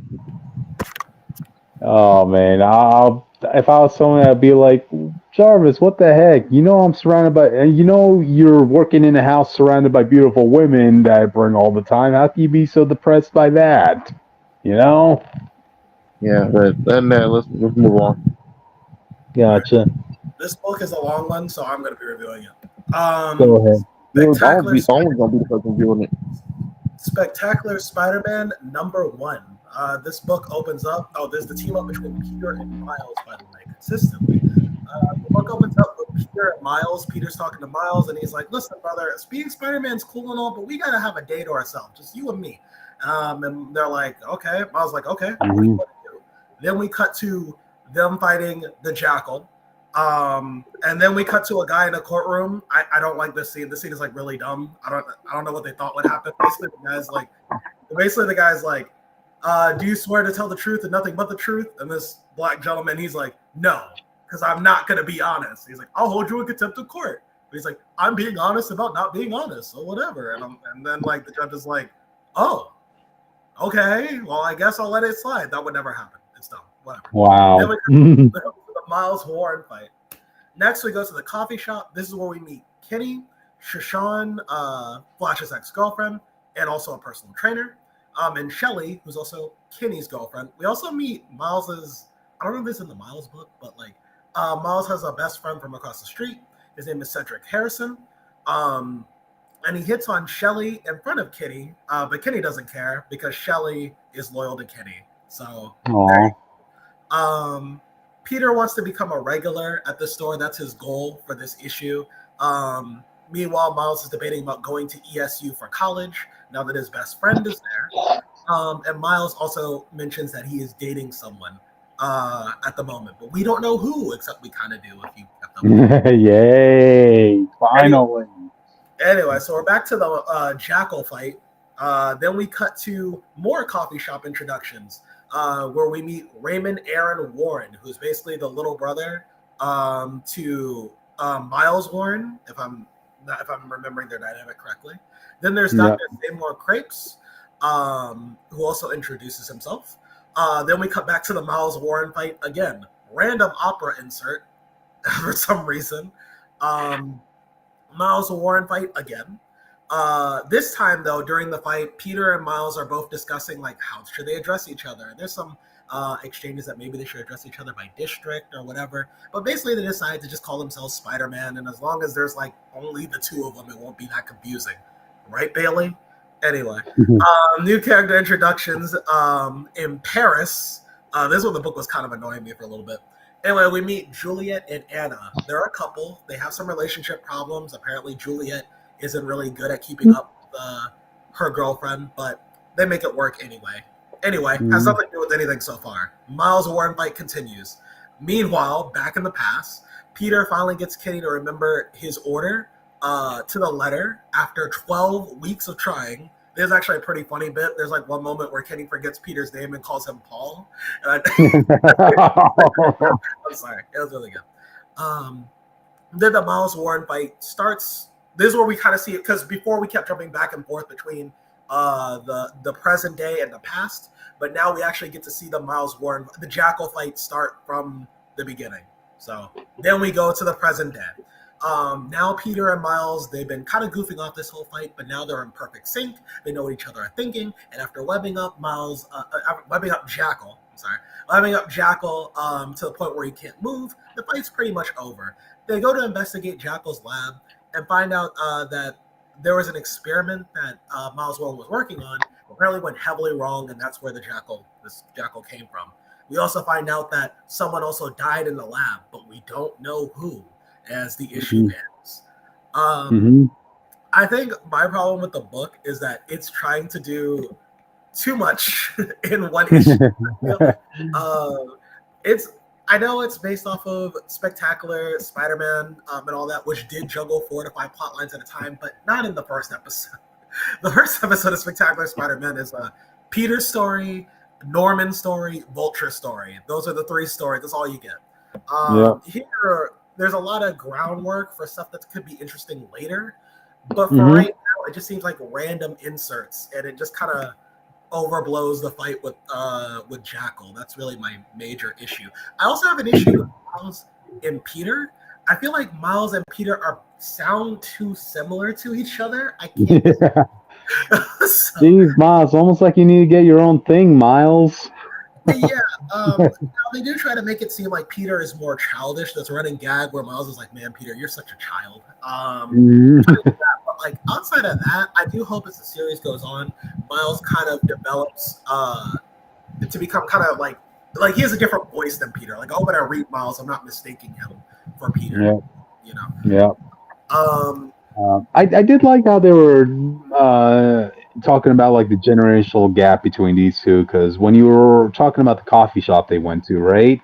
You have Peter, he's going in there, he's an old school sort of guy. Of course, he will order his coffee up front in front of the employee, right? Miles, he just ordered his coffee through an app, and they already had it ready for him. You know? Yeah, that was pretty good. I felt like instead of introducing so many like stringing threats, that again maybe there was a connection. I just wasn't paying attention enough. That's fair. Maybe it's more like the stuff we get in the very beginning with like Kenny and Shelly. I did like that. Kenny's already so confident in Shelly, he doesn't even care like if someone hits on his girl. You know what I mean? Because he knows. So I kind of want to see. That could have been cool to see more of that. I get we'll probably will later.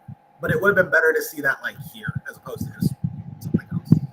I'll also like to point out this is another book that has Miles cheating on his girlfriend.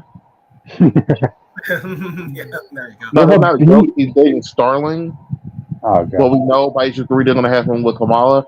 This is the 4th time Miles has been dating someone, and a different writer just had him date someone else without actually breaking them up. Yeah. So.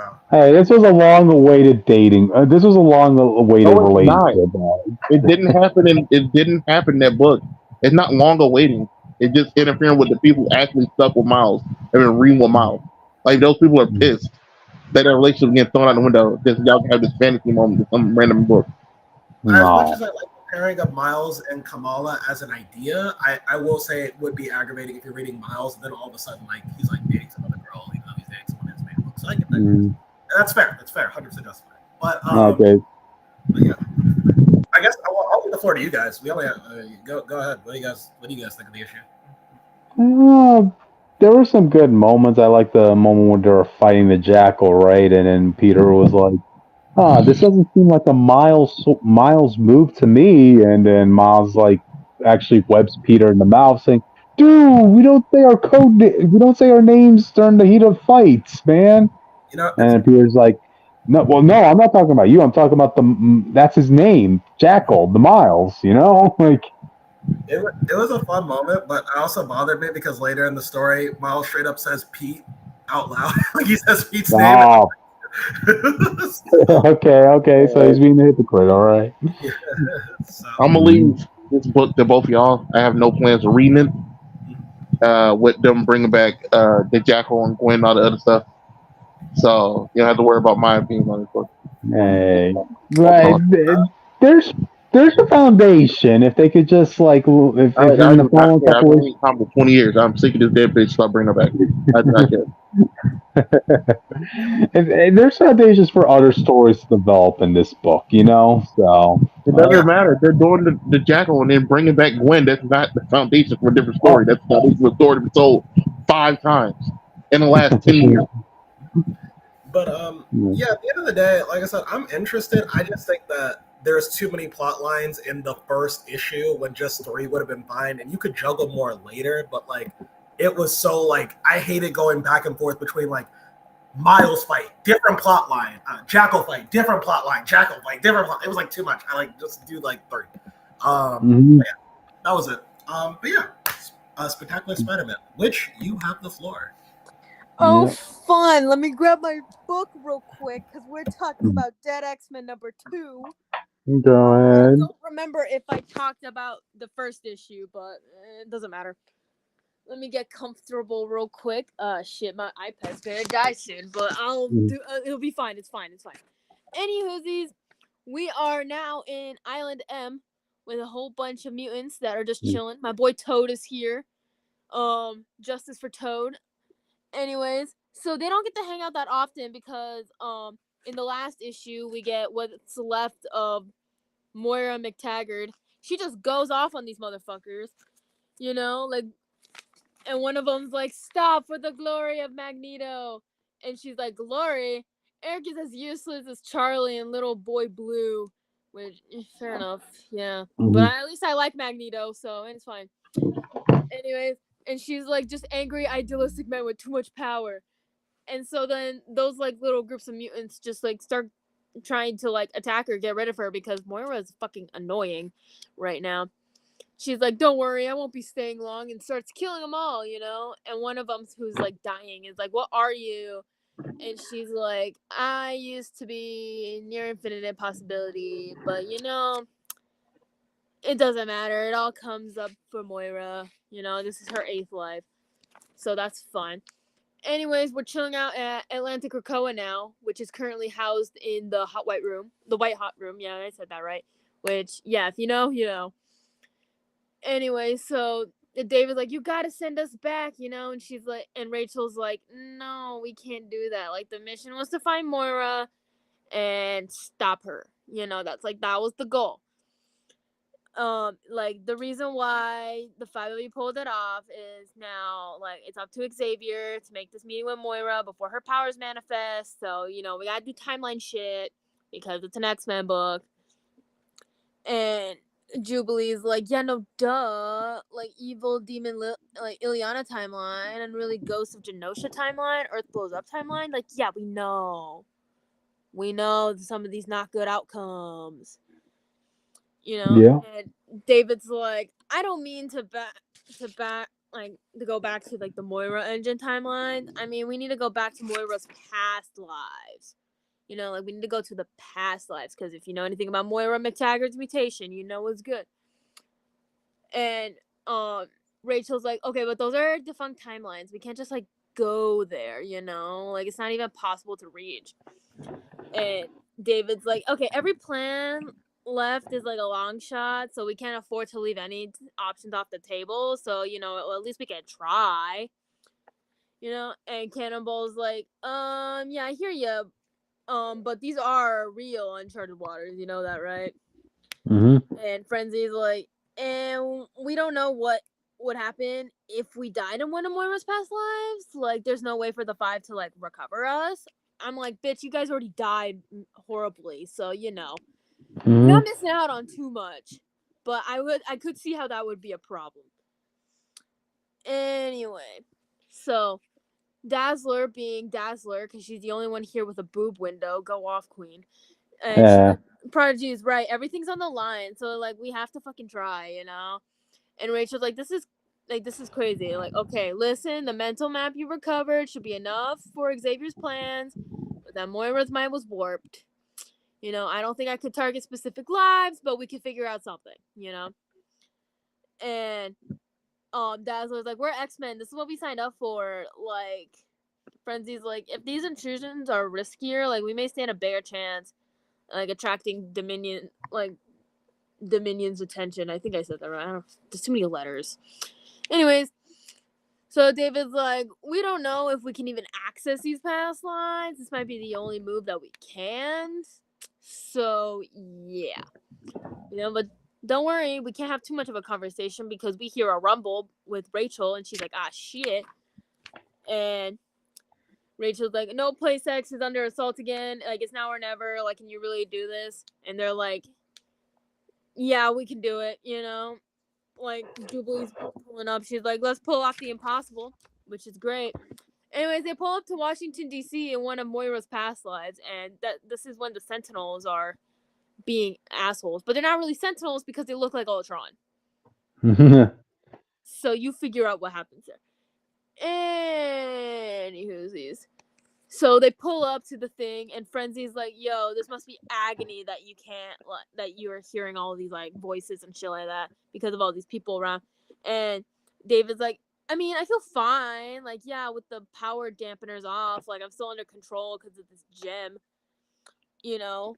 Which, if you remember from the last issue, like this like gem is like on his chest for right now. Anyways, it's fine. So they have to like fight off these Ultron Sentinels, which is not fun. You know, it's all good. So David's trying to like figure out when this was. So he has to like go to like newspaper stands and shit. And like Jubilee's like, I don't think this is the right time to go like looking through like the newspaper comics, you know? And David's like, I know when we are, like I know what life this is, you know. But don't worry, it's fine. Yeah, this is Moira's 7th life, where she basically was trying to wipe out the Trask bloodline because if you know anything about the Trasks, they created the Sentinels, so funsies. You know, and Cannonball's like, gonna guess I didn't work out well because these Ultrons feel like Sentinels with a different kind of paint. And David's like, yeah, you right. Like, killing the Trask didn't stop AI from coming online. It just changed who started the activation, you know, so that was fun. But don't worry, they were able to fight off the Ultron Sentinels, but they hear someone like calling out to them, like, say, pull us out now, you know, and they're like, oh wait, that wasn't Rachel, you know, it was like someone, and Jubilee's like, I recognize that voice. So they were able to move this one rock, and they see my girl Emma Frost. She's pulling up. She looks like absolutely like disheveled, you know, she's bleeding and all that stuff. And she's holding one of her students, and she's like, my students, please, like, get them to a hospital. And she falls over. And Jubilee's like, Emma, what happened to you? Like, what's wrong? You know? And she's like, and then basically while she's dying, she is able to show them what actually happened, you know? So this was literally 20 minutes prior to everything going to shit. Thanks, Moira, for being an asshole. Anyways. So they're all at a meeting, you know, and before anything was set in stone, because, you know, Emma's trying to like make sure that the mutants aren't like treated like shit. Henry Peter Gyrick is being an asshole, and Hank Pym is being an asshole, you know. But Moira pulls in, kills Henry Peter Gyrick, you know, and Hank Pym basically starts up the Ultron Sentinels, and Emma Frost is doing everything she can to protect her students because, unlike some other people who have taught kids, she at least tries her best to be a good teacher. Charles. Anyways. Sorry. Sorry. I need to drink some water. Anyways. So basically they were able to get the gist of what happened, you know. And I'm just gonna call her Allie. So I'm talking about Dazzler when I'm saying Allie. So basically Allie's like, yeah, that was the Moira from the Engine timeline on the Destroy Earth. And Sam, Cannonball, he's like, but how? Rachel said it was nigh impossible to get us here, let alone. Then Frenzy is like, do you have any memory of something like this happening before in any of Moira's lives? Like, think about it hard. And David's like, I got nothing, man. And Jubilee is like, Emma, like, are you okay? Like, please say something like witty or mean or something. And then you can just see a panel of her looking at the rest of the group, and she just has like tears rolling down her face because Emma died. So, in this timeline. Thanks, Moira. Thanks, guys. Anyways. So basically, they're all bickering, and Jubilee's like, well, like, what do we do now? And Frenzy's like, this insane version of Moira mentioned her first life. Think of the harm she could do if she went back to the beginning. Like, if we're all responsible for her tearing away through reality, then there's only one thing we can do. We have to find Moira and put her down by any means necessary. Like, they gotta put her down like a dog, bitch. So, woo! Fuck you, Moira! Yay! Now, where the fuck's my phone? Oh no! Yeah, no, I liked this issue. It Was not expecting it. I still don't like how they draw David's hair in this book, but you know what? I'll live. I'll be okay. You know, like we will survive. Anyways, yeah, that was Dead X-Men issue 2. Pretty good. I think this is a mini series. Do not quote me on that.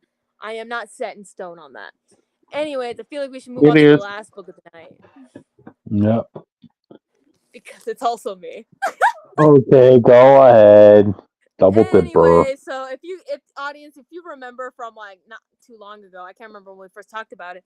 Weapon X-Men issue 1 is what we're talking about right now. And I read it when it first dropped and I didn't hate it. No. I did not hate it. I thought it was very interesting. Anyway, so we start off with Age of Apocalypse Logan. So that's fun. And he basically explains what happens to his universe and everything. Because if you know anything about Age of Apocalypse, it was fucked. Comparing Apocalypse in AOA versus now, like in 616, is night and day, bitch. But it's all good. Anyway, so the Phoenix from another universe pulls up and gets him, you know, and all that other stuff, and brings him into a group with Zombie Wolverine. Oh, from 2149, so that's fun. Earth X, Old Man Logan, and Jane Howlett from Earth 1281. So basically, it's 1909 in her universe. Mm-hmm. So that's cool. That's cool and fun. I don't know why Earth X was here. I guess since the Ultimate Universe has been destroyed, we can't have Ultimate Logan. So Earth X it is. Yeah. Cool. Anyways, so AOA, I'm just gonna use nicknames because there's a lot of fucking Wolverines here. So he's like, I ain't off to a great start. And Earth X is like, you're one to talk, man. Like, you seem a few claws short than the rest of us. Like, and keep in mind, these two are now bickering, man. And basically, AOA calls Earth X like a fatso or whatever. Don't worry about it. And he's like, hey, I ain't fat. Healing factors won't allow it. And he's like, and AOA is like, you sure you ain't in denial? Like, you don't have the denial factor? And Phoenix has to stop them because it's like, hey, no time for fucking bickering, you know? Yeah. And Jane is like, okay, if you could spare us a moment, please, can you educate us on who they might be? You know, and Zombie Wolverine is like, also, is this everyone? I came here hoping they might be like, you know, a bigger crowd. Zombie Logan, no. I don't trust you around huge groups of people, nonetheless, small groups of people. Yeah. Anyway, so Phoenix temporarily subdues Zombie Logan's hunger. And basically, Earth X explains gender-neutral pronouns to Jane, and she's like, yeah, I know what gender-neutral pronouns are. They've been around for a while, but thank you, you know? Anyways, that's not important. So basically, Phoenix explains that how the character of Onslaught was created, and how he's going to different universes to wreak havoc, and that these 5 Wolverines have to stop him. You know, and they're like, ah, fuck. You know, it's like not great. So basically, she's gonna send them to a universe where mutants and humans like live in peace, you know, and all that jazz because they banded together to stop like an alien invasion or whatever. It's fine. Anyways, she's like, we leave in 5 minutes. Feel free to eat whatever you want. Get some guns. I don't really care. And she talks to the old man because he has a lot of insight. You know, and she's like, okay, like, you're the oldest here. Like, I value your insight. And he's dead ass like, reckon you notice one of them's a zombie? So, yeah?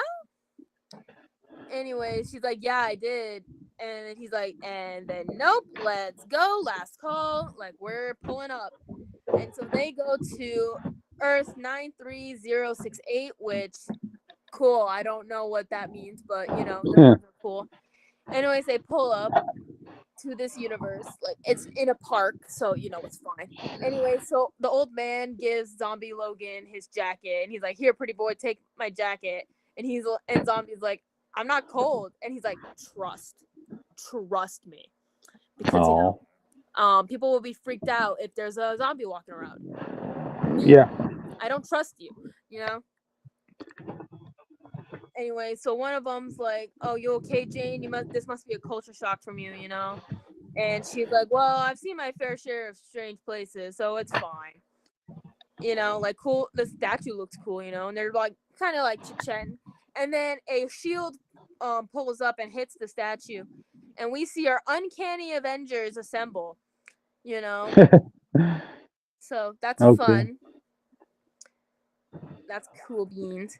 Anyway, so they Yeah. start fighting the old man and the other old man, Steve Rogers' baby. I think that's Steve. Probably. Well, when you say someone threw a shield, who else could it be? You know. I don't know. There's money people who have shields, man. Mm. Shit. Anyways, they start fighting. I swear Earth X is like pissing me off every single fucking time. Anyways, I'm not saying he's incompetent. Yeah. Anyways, so basically, I swear the zombie Wolverine is trying to get everyone. I don't know who this blue lady with the red hair is. She's not really. I don't think she's Mystique? Mystique. No, because she could fly. I don't know. We'll figure it out later. Mm. Anyways, it doesn't matter. Anyways, so AOA is like, okay, Jean, just read our minds. It's gonna be fine. And she does. And she's like, oh shit. Okay, well, I'm sorry. I was not expecting to learn about your world. Oh my god. Because Age of Apocalypse, duh. Yeah. Any whoosies. Basically, Zombie Wolverine's like, hey, I can never control myself around you, you know, because it's Wolverine. Basically, Mm-hmm. all the Wolverines besides Jane, maybe, because she's new, have some sort of relationship to a Jean Grey. Honestly, I'm here for Sapphic Jane Howlett, but that's just me personally. We'll circle back around to that next issue. Anyways, so basically, Jean tells the other Avengers that like we face Onslaught, man, like this is gonna fuck us over. So now we're gonna take these guys to the Uncanny Avengers Tower, which looks pretty cool, I guess you could say.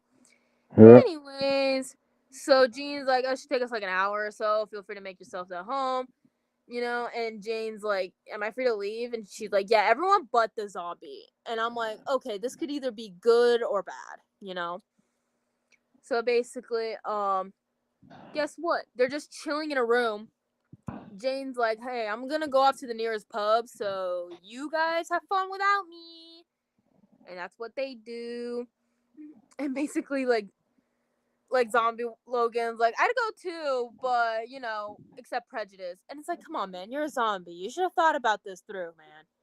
Should have thought about this. Like, no offense. Like, Uh-huh. if you can control your hunger, this will be maybe a little bit of a different story. But since you can't, I don't trust you. Yup. Anyways, so they're just chilling out. The other Logans are chilling out. You know, like an hour later, they're like AOA's like, so the healing factor didn't heal the bite, and Zombie's like, no, and Earth X is like, see, I told you, it's a healing factor, not a magic factor. So, yeah, you figure that out. Anyway, so Jane pulls up, and basically, they're able to talk. She's able to talk to the other, like to Phoenix. I'm gonna say Phoenix for this case to make it easier for you guys because I know this is very confusing. Anyways, so there's a party with a whole bunch of X Men and Avengers characters.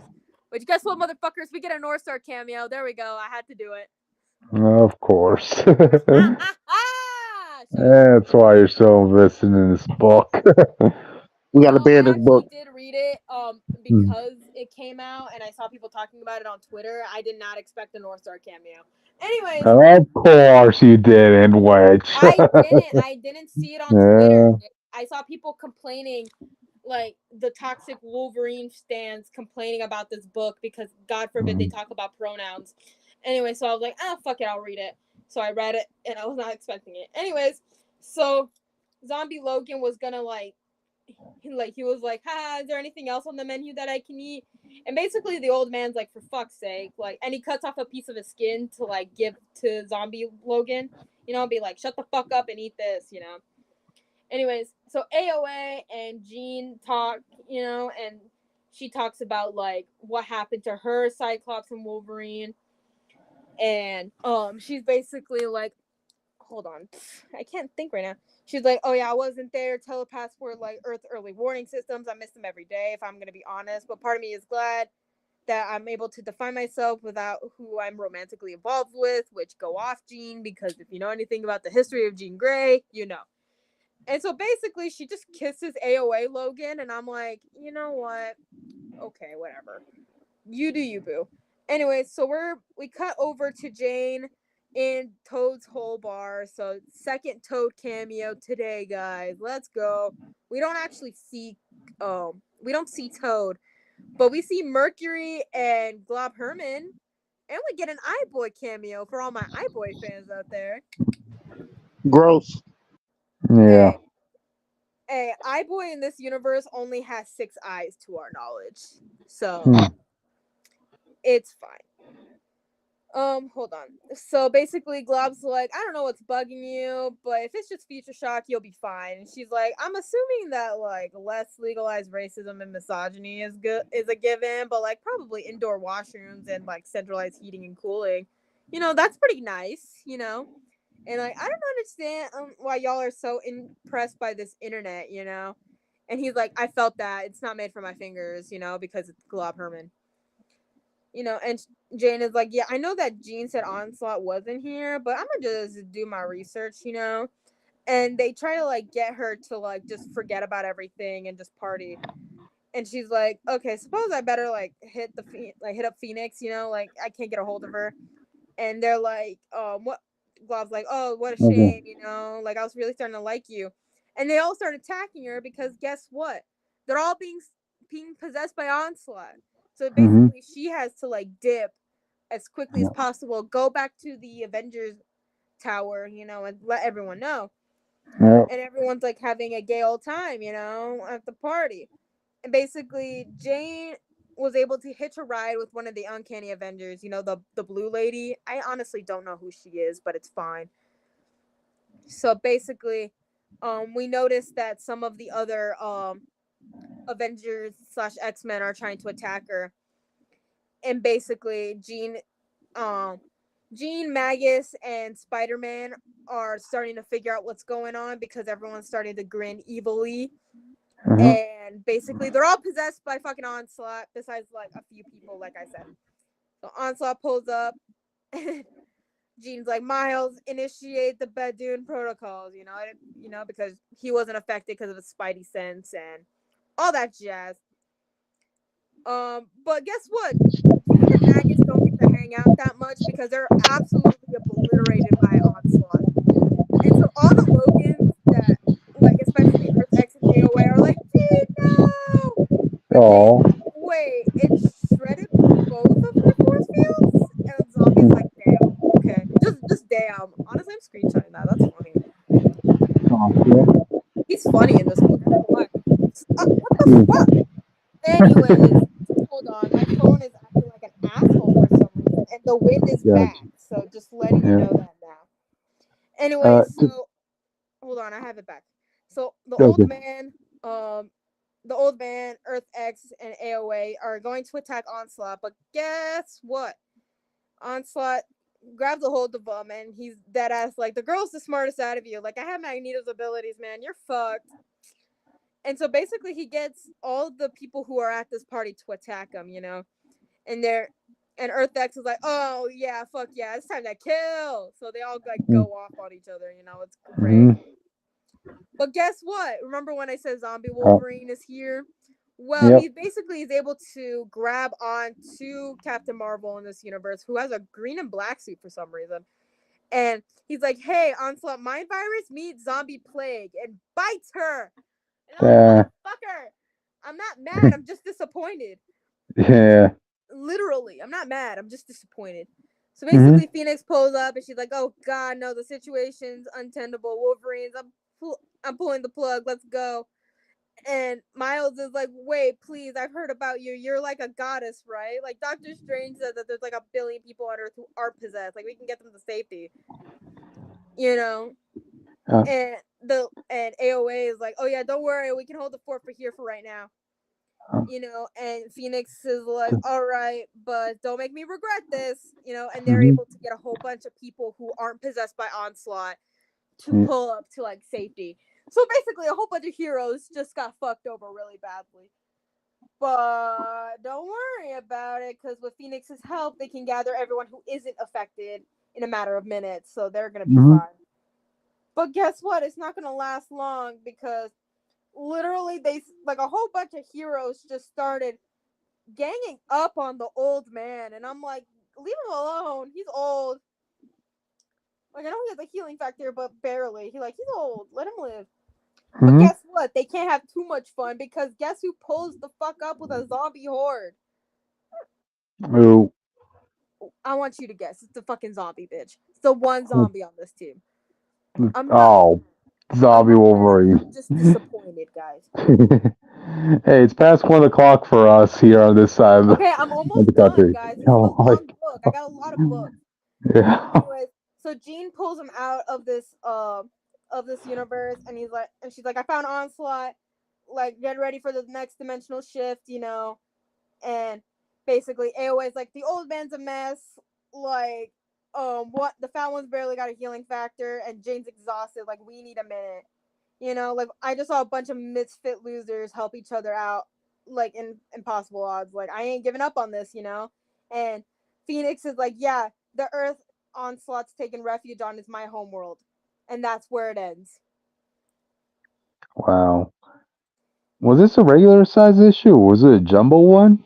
I don't know. I could not tell you. Oh, okay. Yeah, a lot It's happened in regular this size. issue. It's the buildup of the whole Krakoa era, like the book that set this up with the Legion book that took the whole 7 years, and none of them was in this book. Wow. It's fine. We'll live. Gotcha. Anyway, I actually didn't hate this book, so I might go read issue 2 when it comes out. Any comic with North Stars and automatic 5 extra points over which. That we're probably gonna get a North Star cameo in, but we also got a Shatterstar cameo too, so I'm not complaining too much. But in conclusion, I'm not mad. I'm just disappointed that we have another universe with zombies in it. Anyways, that's where I'm capping that off for tonight. So, all right. Yeah. Well, that's it, audience. We did it.